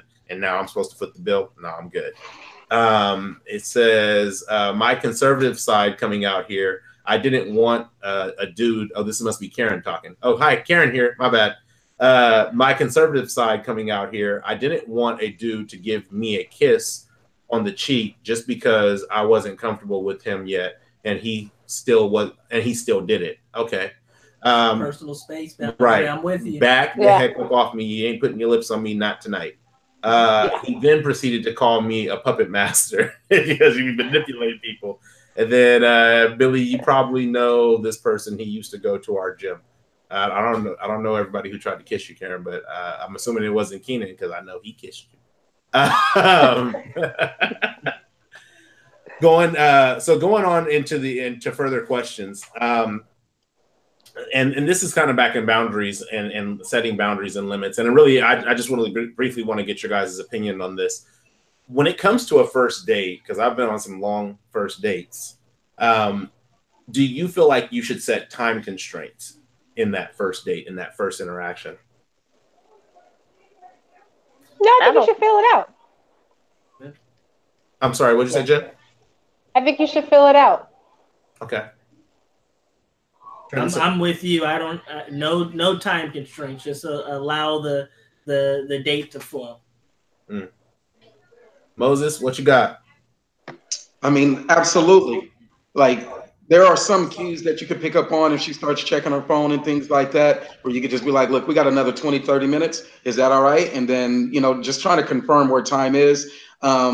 At some point, though, you don't want to overstay your welcome, right? So if that first date is somewhere intimate, open public space where you're doing things that are out in the open, then sure, you can try to fill it out and see if there's going to be a coffee or something afterwards. But for the most part, I would say limited. So, okay. What do you got, Taralyn?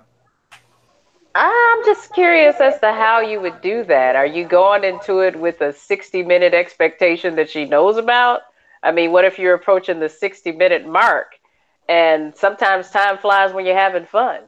She got you're just like.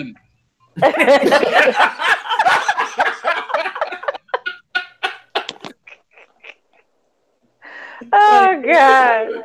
Yeah, no, I don't. I don't agree with Mo. Not at all. Now, me and I'm completely and totally comfortable with a vibe and a chemistry not being there and cutting it short. Period. I'm totally comfortable with that. I know a lot of people are not, and they'll just rat it out to be polite. And I've had a situation where I was asked out on a date. I wasn't really feeling this guy, and not for any negative reason. I just wasn't feeling him. I just didn't see him like that. But he was so persistent. I thought to myself, I mean, sending me beautiful bouquets and things where I worked, and he was really nice. And so I said, okay, I mean, it's only been like 9 months. Maybe I'll just go out with the guy once.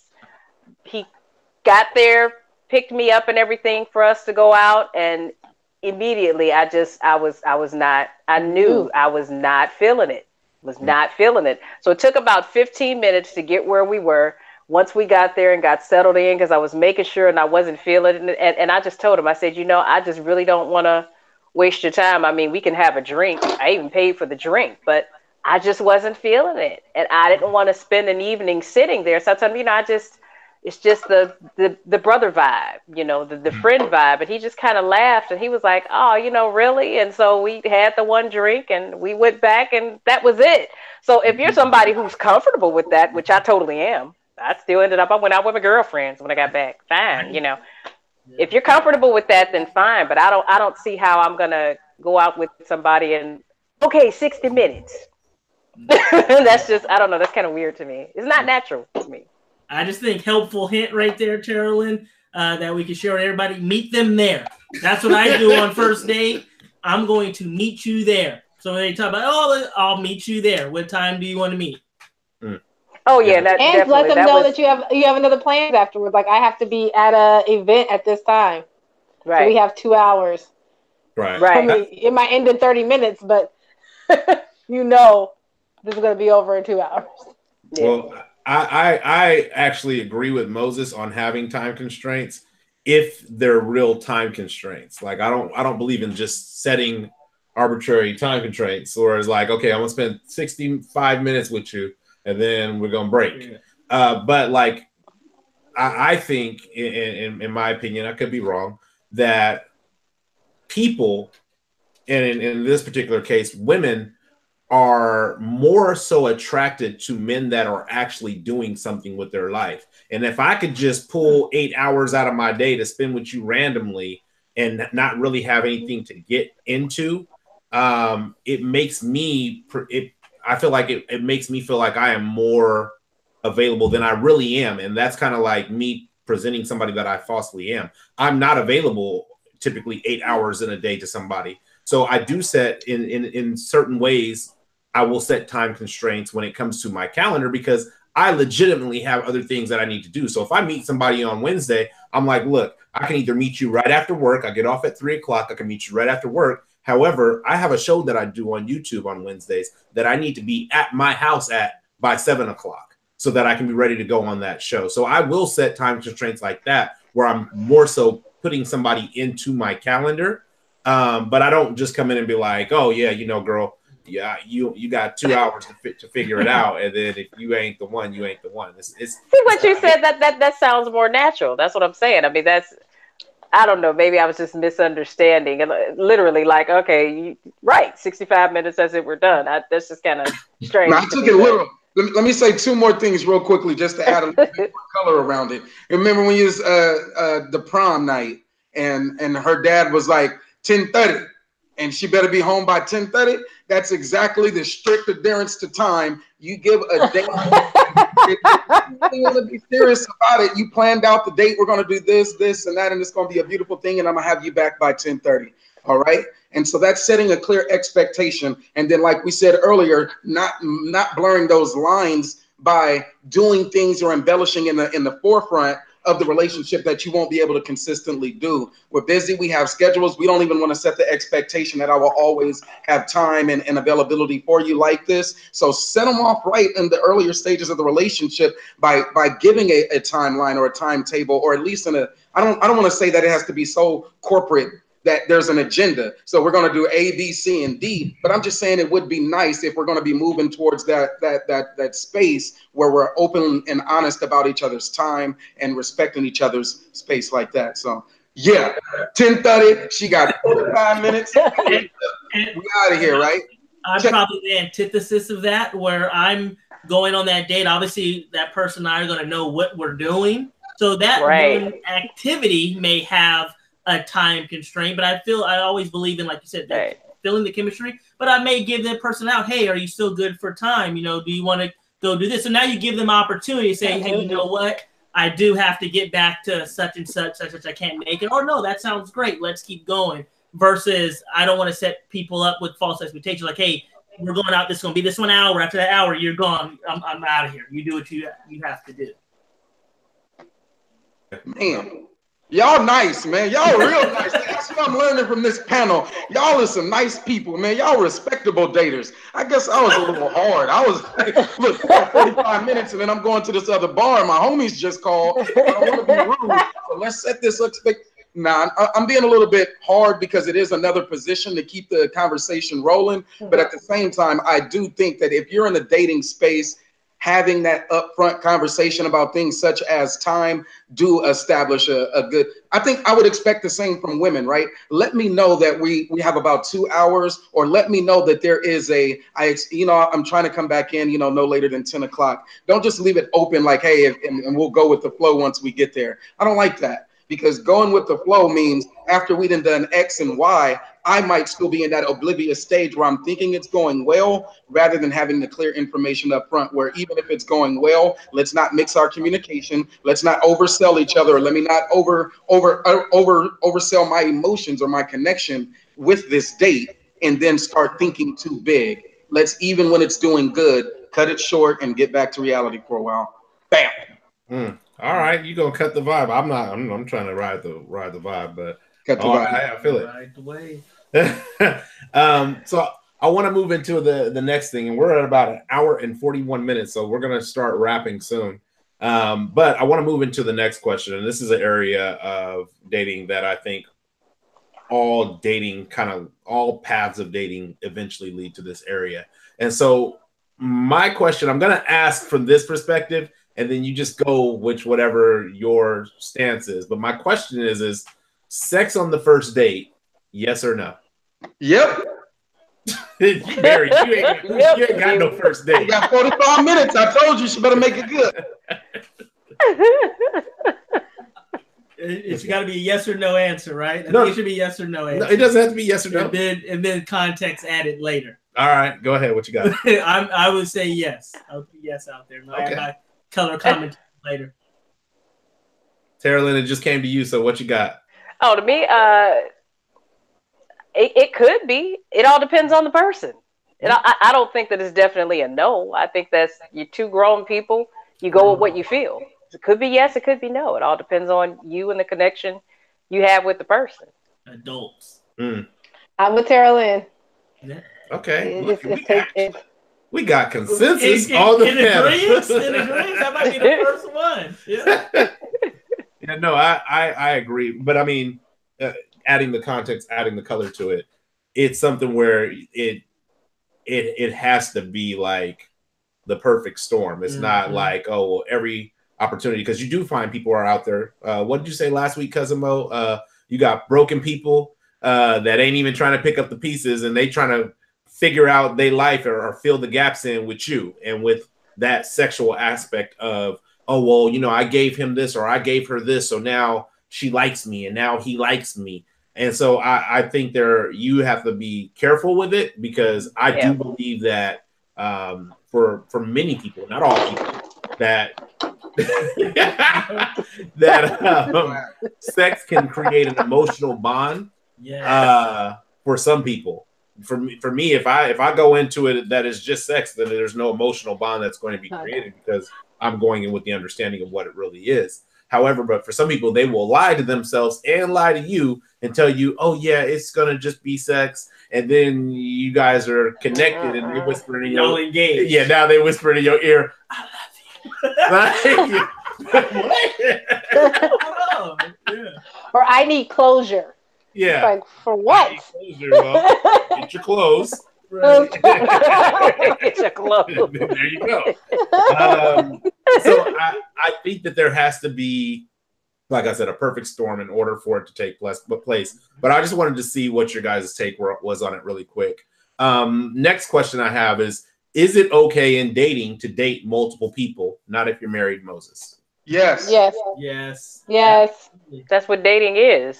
But see, nowadays dating means having sex with everybody that you date. I'm talking about old school dating, getting to know and experience different people. Dating, I think there's a lot of skill sharpening that goes along with dating. And so if you're just dating, just going out and having different experiences, events, and things like that with people, then sure. Oh, shit. Why? Oh, then sure.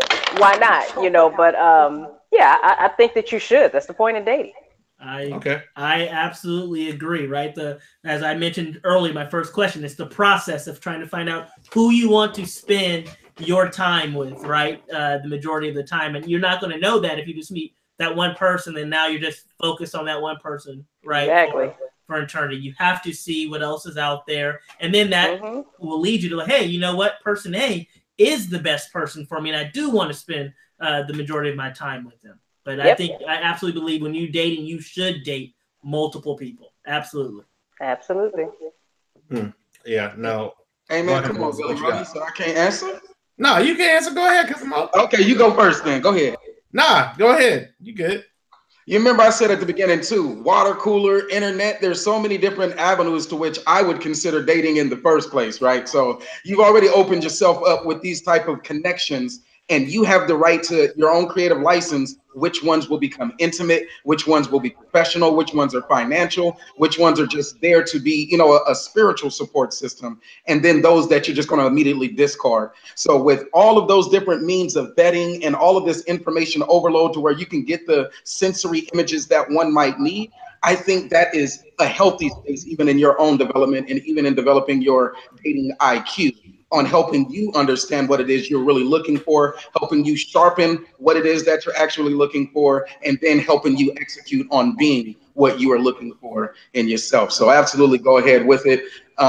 Co-workers, having those relationships, spiritual folks, having those relationships. If you are so fortunate and blessed to move into a long-term relationship, marriage, or the institution of marriage like I have with my wife, I think there is room to still have friends, to still have spiritual advisors, to still have mentors. You may only decide that now I'm not only just cutting off gangsters, I'm not only cutting off family members who are backbiting and, you know, unhealthy relationships, but I'm also cutting off my attraction towards intimate relationships.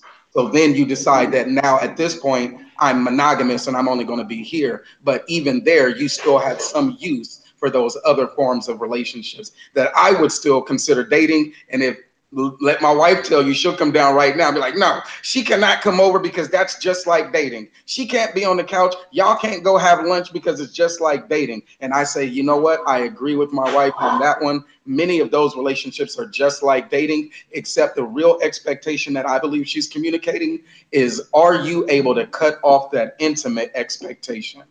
And if that person is pursuing an intimate expectation, are you man enough to cut that relationship completely out like you would somebody who was trying to sell you drugs? Like, are you that strong to be able to cut them out? And so, yeah, I think we move into a space of, you know, there's a little bit of fluidity there. There's a little bit of ambiguity. There's high risk, high vulnerability there in forming that or taking that creative license. But absolutely, multiple relationships go a long ways in the development of a dating IQ. Okay. No, and I can see that because we Jennifer Chambers and I had a conversation last week about opposite sex friendships. And part of that is like, you got to really be honest with yourself, going back to honest communication, but not necessarily with the person, because somebody may lie to you, but honest communication with yourself. Like, is that really just my friend, or is that my standby? I think one of the people in the chat, I said, you know, no, your girl doesn't have a male friend. She has a boyfriend on standby. And so you do have to set those clear boundaries on, hey, you know, am I interacting with this person with the intent of a developing friendship, or am I interacting with this person on the intent of developing romantic sexual intimacy? So I agree with you on that, Cousin Mo. We lost Jen. I think her phone died. That's why I think she abruptly said, oh, crap. I only have two more questions. One and a half questions left. But when it comes to dating, what are some of the red flags that you think that people should be aware of, or be I don't want to say on the lookout for, but just be, I'm going to use aware, be aware of in order to help you to determine the type of person that you may be dealing with in the present and or in the future? Bad communicators. Bad communication. I just, and I think, you know, that could be age specific, you know, what stage of life you're in. But when you get to be, you know, late 30s, early 40s, you should have had enough experience where you know that, and just throughout life, not just in relationships, communication is the center of everything you do. I mean, if you get up and go to work every day or run a business, you can't do that efficiently, and you're a shoddy communicator. So that's even aside from relationships. So someone who has not learned the importance of that, and apparently they don't even value it for themselves, you're wasting your time, because you can't truly connect or get a feel for who a person is if you really can't get anything from them in any regard. So yeah, if it's a shoddy communicator, run for the hills and fast. All right, what you got, Trent? For me, I like the communication point. That's a red flag. I think for me, something that's a red flag are people who are always looking for validation. Right? You know, those people that kind of throw that out there like, hey, this insert your compliment here type of people, because I'm going to look at you on purpose and not say anything. So for me, that's a big red flag. I mean, people that are consistently looking for validation or for you to, you know, be complimenting them. They're using the date as, okay, this is what I think of myself. Like, oh, I'm really not that attractive today, and they want you to build them up. If the person is looking for you to build them up, exit stage left. That's a mess.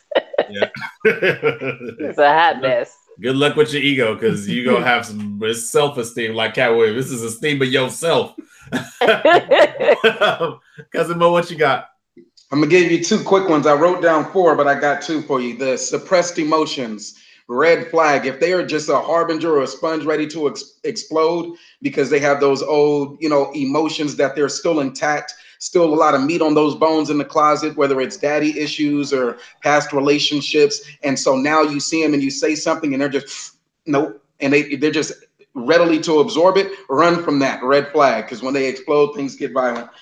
Next thing you know is the inability to accept responsibility. I mean, we're imperfect, we're flawed. A lot of us have some guilt. A lot of us have some experiences that we're in denial about, the things that we've done in our life. So if they can't accept their own responsibility for things, but they have a tendency to equate them to someone else's actions, someone else's, you know, agency, rather than their own agency in the situations of things that happen to them, that's another red flag. Two of the tests that I did in our relationship, like I brought out earlier, was the gun range and the check cash in place. What do you do with your money? And then can you protect yourself? So for one, how do you manage your high stress situations? I needed to know. I needed to know if you got a room full of people around you and everybody's shooting off big weapons, how do you keep your composure? Are you one who's afraid and now you can't even load up a magazine, let alone aim down range, let alone hit this big ass target that's only 25 feet in front of you because the mess that's in front of you can't deal with? Now, I'm not asking you for you to be a military precision and click it up and bang, that might intimidate me a little bit.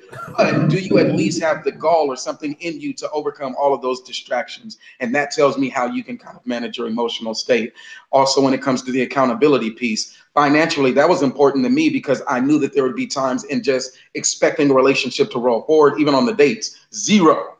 We went Dutch the first date. Why? Because at this point, we're grown. We both are still young, but we're still at a point where we have to be able to rely on each other. And that's a two-way street. And I needed to know that. And that was a little bit confirming for me that not only was she able to pay for her own way, she was willing to even pay mine should I need that. Because I need to know that before I become that person who's willing to pay your way. Bam! And Moses has left the building. So here's one of the things that I agree with you on is the accountability aspect. A big red flag for me is in conversation. If somebody is talking about their ex and my favorite is, oh, he's crazy. okay, well, how come everybody that you used to talk to is crazy? Like, were they crazy before they met you, or were they crazy after the Halle Berry syndrome? Exactly. At some point, it is you. At some point, everybody ain't crazy. Right. And so I've been in conversations with women where it is, oh, you know, this, that, and the other. I'm like, I'm sure for some of my exes, I'm the crazy ex. And I've had conversations where the new guy is like, oh, I hear the ex is really crazy. And I'm like, I don't know. At some point, I was the crazy ex. So you got me. Maybe we're all crazy. And maybe when she leaves you, you'll be crazy. Who knows? But that shows innuendo into their lack of accountability to the role they play in their own life. And people who are not able to be accountable for their own actions are always going to be looking for the scapegoat on who they can blame. Who is the person that caused the folly? Who is the person that caused the relationship to come to an end? Versus being, and they'll probably they'll be hard pressed to grow because they will never see the things that they could have done differently or done better in order to blossom or in order to grow into the better person for the next relationship that they themselves get into. Hence, i.e. the person they were with previously will always be the crazy person. And then the other thing for me is it's a big red flag for me are inconsiderate people. And I find this a lot in going out to food. So where Jennifer said, you know, it shouldn't just be eating all the time, but in first dates, when there is eating involved, you're able to see how people treat the wait staff, how people interact with the hostess, how people treat the general public. Like, do they hold the door for other people, or are they just in the building and they don't really care that the person behind them is disabled and has a walker, and it would be helpful to hold the door for them. So inconsiderate people, that is one of the biggest red flags for me, because at some point, for how big my own dreams are and my vision for myself is, how are you really going to effectively support that if the only person you're taking into consideration is yourself? So though I think you guys all brought up some really good red flags. But for me, that's what it is. It's inconsideration and people who have zero accountability as well with you, Cousin Mo. Okay. Got one more question left, and then we'll start closing. But this question is, I'm not even going to prerequisite. I'm just going to ask the question. How do you decide when to transition from casual dating into the more serious and exclusive dating elements? For me, I don't think you decide. I think it's a mutual decision and a mutual feeling, right? Because you both have to be at the same point or at the same time, right? Else it won't work. If it's like, hey, I'm ready to be, and you just like, well, I don't want to lose this person, so I'll agree to it, but maybe you're really not ready to be in a monogamous, serious relationship with that person, then you keep dating, and there's a whole bunch of, issues that happen. So I think it's a mutual decision. The time frame for me, like I said, you can see the theme here, right? My argument at least is coherent. I don't think there's a specific time. I can't say, hey, in 3 months we'll be there, and in 2 months we'll be there. I think it's just a feeling and back to the communication piece, connecting with that person. So now you guys are sharing. What are you hoping? What are you looking for? Right? Being able to have that true conversation, and then when you get to that point, both of you guys saying, okay, well, hey, I want to spend all my time with you. Hey, I want to spend all my time with you. Perfect. Let's spend all our time with each other, right? And then you get to that point. Okay. Taralyn, what you got? I agree with that. I think that chemistry has a lot to do with it.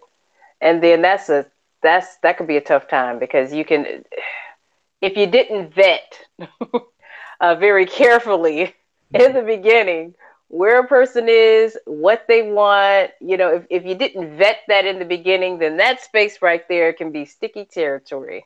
It can be really sticky territory, because sometimes people are not always honest about what their intentions are and where they want to go. So you have to vet it in the beginning. If you vet it in the beginning and you're as careful as you can be with that process, then it should just be chemistry. There should be some type of open dialogue, because if you're at a space where you're feeling like, okay, I want this to be exclusive, even though you feel it, when you're grown, there's a conversation that has to be had. There's a conversation. You can't assume it like you may have in the lost decade. You can't assume it. That conversation has to happen. And if you did some vetting in the beginning and the chemistry is there, then That's it. Time frame? Nah. It's all a feeling. That's what I think. Cousin Mo, what you got? I think I'm finally with the consensus on this one. I'm finally within the normal bounds. Like I do, I evaluate a lot of relationships based off of the communications that we have. And on that note, if our conversations can feel more natural talking about financial things, then I'm good with the financial. And the conversations might pivot towards the spiritual things. Where are we at on our journey? How can we help each other? How can we support each other? Then that's also a good one. My relationship with my wife was the good kiss, the attraction was there. The date, she showed me her independence. She was striking some right notes early on. So I didn't want to filter those feelings, just like the time frame. It was allowed to move into a longer date period with us because she was comfortable with it. I was comfortable with it, but it did come as a series of the chemistry that we had and the communication that we had. At the time, I wasn't so cognizant that that's what was taking place. I was a bit overwhelmed by all the emotions, especially being a veteran, fresh back, and trying to really understand my place in the world. And so being open and willing. And then I think the last part about it was her ability to be transparent, for her to be able to open up about her expectations for the relationship to at some point become monogamous, and what are some of the things she was expecting, kind of made it clear. So it removed some of the ambiguity, which I'm comfortable with, right? As someone who has been in the military, you knew what you was doing at 5:30 in the morning. You knew where you was going to be all through the day. You knew what you was going to do when you got off. And then that's when you finally had your time to determine what else you would do. But for the most part of your life, it was pretty structured and there was no ambiguity. So for her to meet me where I was at was another plus. And that's how I was able to decide to move forward in that relationship, or in the relationship that I'm still in, even to this. Still in. All right, cool. Yeah, no, I'm that boy is crazy. With that's why he's cousin Mo. He grew up like 4 blocks from me when I was a kid. But I agree. I think there's some upfront communication. Like if you're just casually dating and you're not looking for a relationship ever, I think that's important to be upfront about that, so that you don't get to that chemistry point and the person's like, so I think we should take it further. I've actually been in conversations where it's like, Billy, I want to talk. And you're like, okay, what do you want to talk about? Well, do you love me? And I'm like, well, no, I don't love you. I like you. Ooh, no. If you have to ask, you already got your answer. You mean like love you as a human? On a scale of 1 to 10, like can you give me a range? Right, like 1 or 10 love. I don't know. Like I care about you. I don't want nothing bad to happen to you. You find yourself trying to explain. And then like in that same conversation, the person was like, well, I was just getting ready to tell you that I love you. And I was like, oh, well. Awkward. Like, no, that's not where I thought the conversation was going. And so there should be some upfront communication that takes place to where you're not building this connection or establishing this chemistry on the hope and a prayer that something clicks for them. If you're very upfront, like in 2018, it was like, I may date you, but I will not be your boyfriend. I don't care. I don't care how great you are. I don't care how great the chemistry is. I don't care how great anything is. At the end of 2018, it will be Billy single. That's what it will be. And so I was very upfront with people with that. Right. But what it did was it made it to where certain people would go on a date with me. They would hear that and they'd be like, okay, I respect that. I'm not interested in dating you. Cool. Well played. Yes. Well played. I'm glad you said that. Hey, enjoy your hot chocolate or enjoy your coffee. It's been real. And so I think that what happens, though, is sometimes going back to what Taralyn said, is we make these assumptions and it's like, oh, you know, I really like him or he really likes me. And so now we're together and he's only talking to me and it's only us. And they make this presumed exclusivity that is not there. And then it's like you see him out on a date with somebody else. It's like, how could you do this to me? What are we talking about? Like, So I agree. There has to be some type of communication, and I don't care how many people you could take me to the mat on this every single time. If you are in a relationship that is a committed relationship and the other person is not, then you are not in a committed relationship. There you go. You can commit to whatever you want to commit to, but if they have not, then you are not. So let's go ahead and call and start wrapping here. I just want you guys to take two or three points. Since Jen's gone, we'll do 2 or 3 points. If you were to give the audience tonight the key takeaways from tonight's conversation in Dating 101 on the inaugural First Row panel, what would be the points you would want to leave them with? And whoever wants to go first, just shoot. Yes. I guess I would say that open communication, authenticity, be yourself, be yourself, be yourself, be yourself, and reciprocity. If you're not getting back what you're putting out, then maybe it's not worth your time. I think that'd be it for me. All right. Mo, what you got? Come on back in the building. Here we go. Let's close out. So being in a relationship, or my bad, dating 101, big takeaways that I got from tonight. You can experience emotional fatigue if you have overinvested in that first part of the communication with your expectations. So come in open, come in listening, come in, what did our sister say? Looking for controlled fun. I think there was a consensus that the men should still pay first in that traditional sense, although I would completely disagree. But there is that knowledge, though, right? That they might still want the man to pay first, so be open and accessible to that. Have a couple of dollars, have a plan. But in the most part, I think we got some key takeaways around communication, the key takeaways around being your authentic self, and how that is, I think you said, uber sexy. And that, there's definitely some hyper prejudices that could come through social media and the technology driven era. So if you find someone that you might be interested in forming some form of relationship and you have an open mind and you're willing, you know yourself, don't go on the social media, bros. Do not go on the social media getting all that information. Let it flow naturally and organically through those physical interactions, and you will set yourself up for a better experience with their authentic self. Give him a chance. And if you're really a prince, I'll marry you. Classic. Go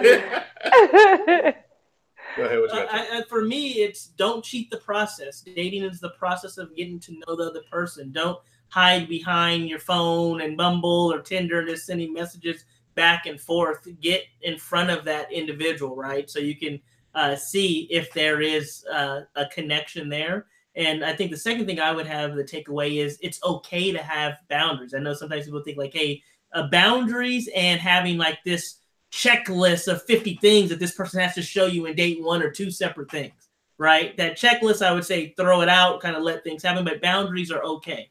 So don't cheat the process, and it's okay to have boundaries and stay true to who you are and be yourself up front, and have those, because you can't, if you're not up front right away, it's going to come back. You're going to end up wasting your time, right? So don't waste your time. Value yourself and your time by being upfront with that other person. So if it's not a match for them, like what Ro was saying, hey, I'm not okay with you're not being in a relationship in 2018. That's cool. Didn't waste his time. You didn't waste your time. That person can go their separate ways.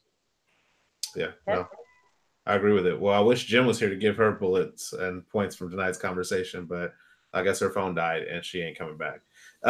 So as always, I thank you guys for being a part of this first panel. It's been a really great conversation. We definitely, I knew it was going to be longer than an hour. I just didn't know how long. Especially Taralyn, I appreciate you being on in the East Coast time frame. Right. Definitely appreciate, mad love for you, sis. But as always with these first row intersations, I always like to give you what I call tools for the first row. So the name first row comes from when I was younger. One of my business mentors taught me that the people who sit on the first row, they make the most money and they get the most information, just because of the fact that they have no distraction between themselves and the speaker or the teacher. So first row is a place that I believe that we're all going to be able to sit and grow and get information from. and really start to build each other up, whether it's, you know, opposing points of views or similar points of views or perspectives or opinions. I think it's just a place where we're going to have more of these types of conversations and start getting into the root of the matter. I can't wait for Dating 102 so that we can get that panel going. It's going to be definitely a good conversation like this one has been. So with that, I want to give you guys a couple. I have about 5 tools for the first row, things that I thought about when I was coming up with this concept and the content that I want to share with you as it revolves around dating. The first tool that I came up with is slow down. And I think a lot of us resonated with this as far as not cheating the process, not jumping all in, like slow down and allow things to happen organically. It's easy to be caught up with that infatuation. It's easy to be caught up with the what do they call it? The euphoric feelings, the feelings of euphoria, where, you know, you feel like, oh my gosh, this is the best thing ever. I haven't felt so alive. It's easy to get caught up in those things. But if you take that Moses approach, that 3-day relax, breathe, reflect, and then really come back to it, is it just the fact that you feel like you're happy that you have somebody's attention or that somebody's pursuing you? Or is this really something that is going to be able to provide that long-term, which I think is, in my opinion, the overall goal of dating, is to find that long-term companionship. And then the second tool that I came up with was be intentional. Be intentional about what your intentions are, whether that's, hey, you know, going back to me, I'm not going to be your boyfriend in 2018, and it's no dig to you. You can be the greatest woman on the face of planet Earth. It's just not going to happen in 2018. Be intentional. So that way people are not investing. You're not investing in people and then getting down to the, okay, well, now we're at the fork in the road. And it's like, wait a minute, we're at this fork in the road. How are we here? It's still 2018. If you're upfront and you're intentional with your time, you're intentional with the activities that you're doing, whether that's sexual activities or other activities that you're doing, then when you get to these forks in the road, you guys can both at least be on the same plane of what the decisions are or what the choices are, versus you think it's A and B choices and they think it's C and D choices, and you're on 2 different roads. The third thing was, and it goes back to what Taralyn has said throughout consistently, is communication. And I have here in bold, it says, have more meaningful conversations. And what I mean by that is a lot of dating has to do with catching a person up to where you're at in the present. And one of the things Moses said was, speak about current events, talk about the present. If you're only talking about the past, what you're doing is you're playing catch up.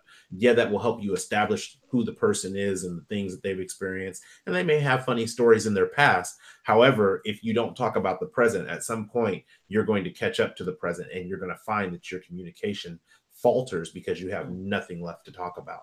All the stories have been shared. All the experiences have been brought up to current events. And now you don't even know how to talk about political things, or you don't know how to talk about spiritual things, or you don't know how to talk about finances. You don't know how to talk about what we're doing this weekend, because all we've been doing has been playing catch up. So have more meaningful conversations. Come through with definitely an honest communication where you're upfront and you're honest. I'm not saying spill all your beans, but I am saying you got to know what it is you're looking for and be able to communicate that in a manner to where a person who is meeting you for the first time can make a decision for themselves. And I think that's what dating is about, is giving the person the opportunity to authentically choose to connect with you on a deeper level. The fourth tool is actions back up what confidence sells. So going back to that overselling concept, if you oversell and your actions cannot meet that standard, you are going to find yourself on the short end of the stick of the dating spectrum, because last time I checked, when people have bad experiences, they yelp, and when people have bad dates, they talk. So make sure that your actions are capable of backing up what you say you can do or what you are doing. People have seen, like, I was like, hey, look, I want to do a YouTube channel, and my actions have backed that up. With dating, it has been very much where Trenton knows, I'm like, hey, look, I'm average. Don't come expecting the world from me. I'm average. And then if there's some places that I'm above average, that's great. But I'm not coming and telling you, yeah, girl, I could take you on trips around the world, because I can't. I cannot. And even if I could, I won't. I'm not today. You got to get to the tier. We're going to work on that. He's 0. So that's the other aspect, is really just be understand that your actions need to back up what your confidence is selling.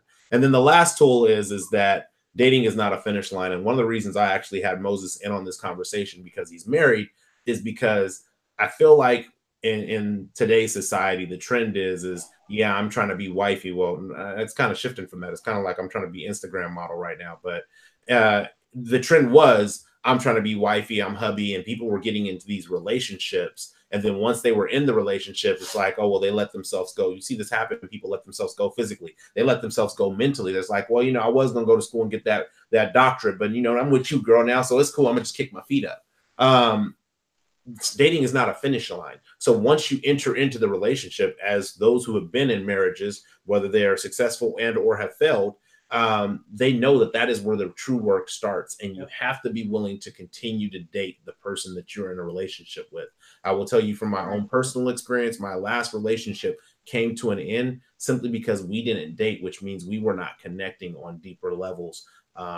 And part of that was just life just getting in the way. You got kids, you got responsibilities and things that need to be taken care of. However, when you stop dating and you treat dating as the race to get to marriage or get to boyfriend and girlfriend or wherever your goal may be, once you stop running that race, you don't just stay right there in the relationship. You actually start to slip back. And eventually what happens is you slip back so far, you're back at the starting line, and that relationship comes to an end. And now you got to run the race again.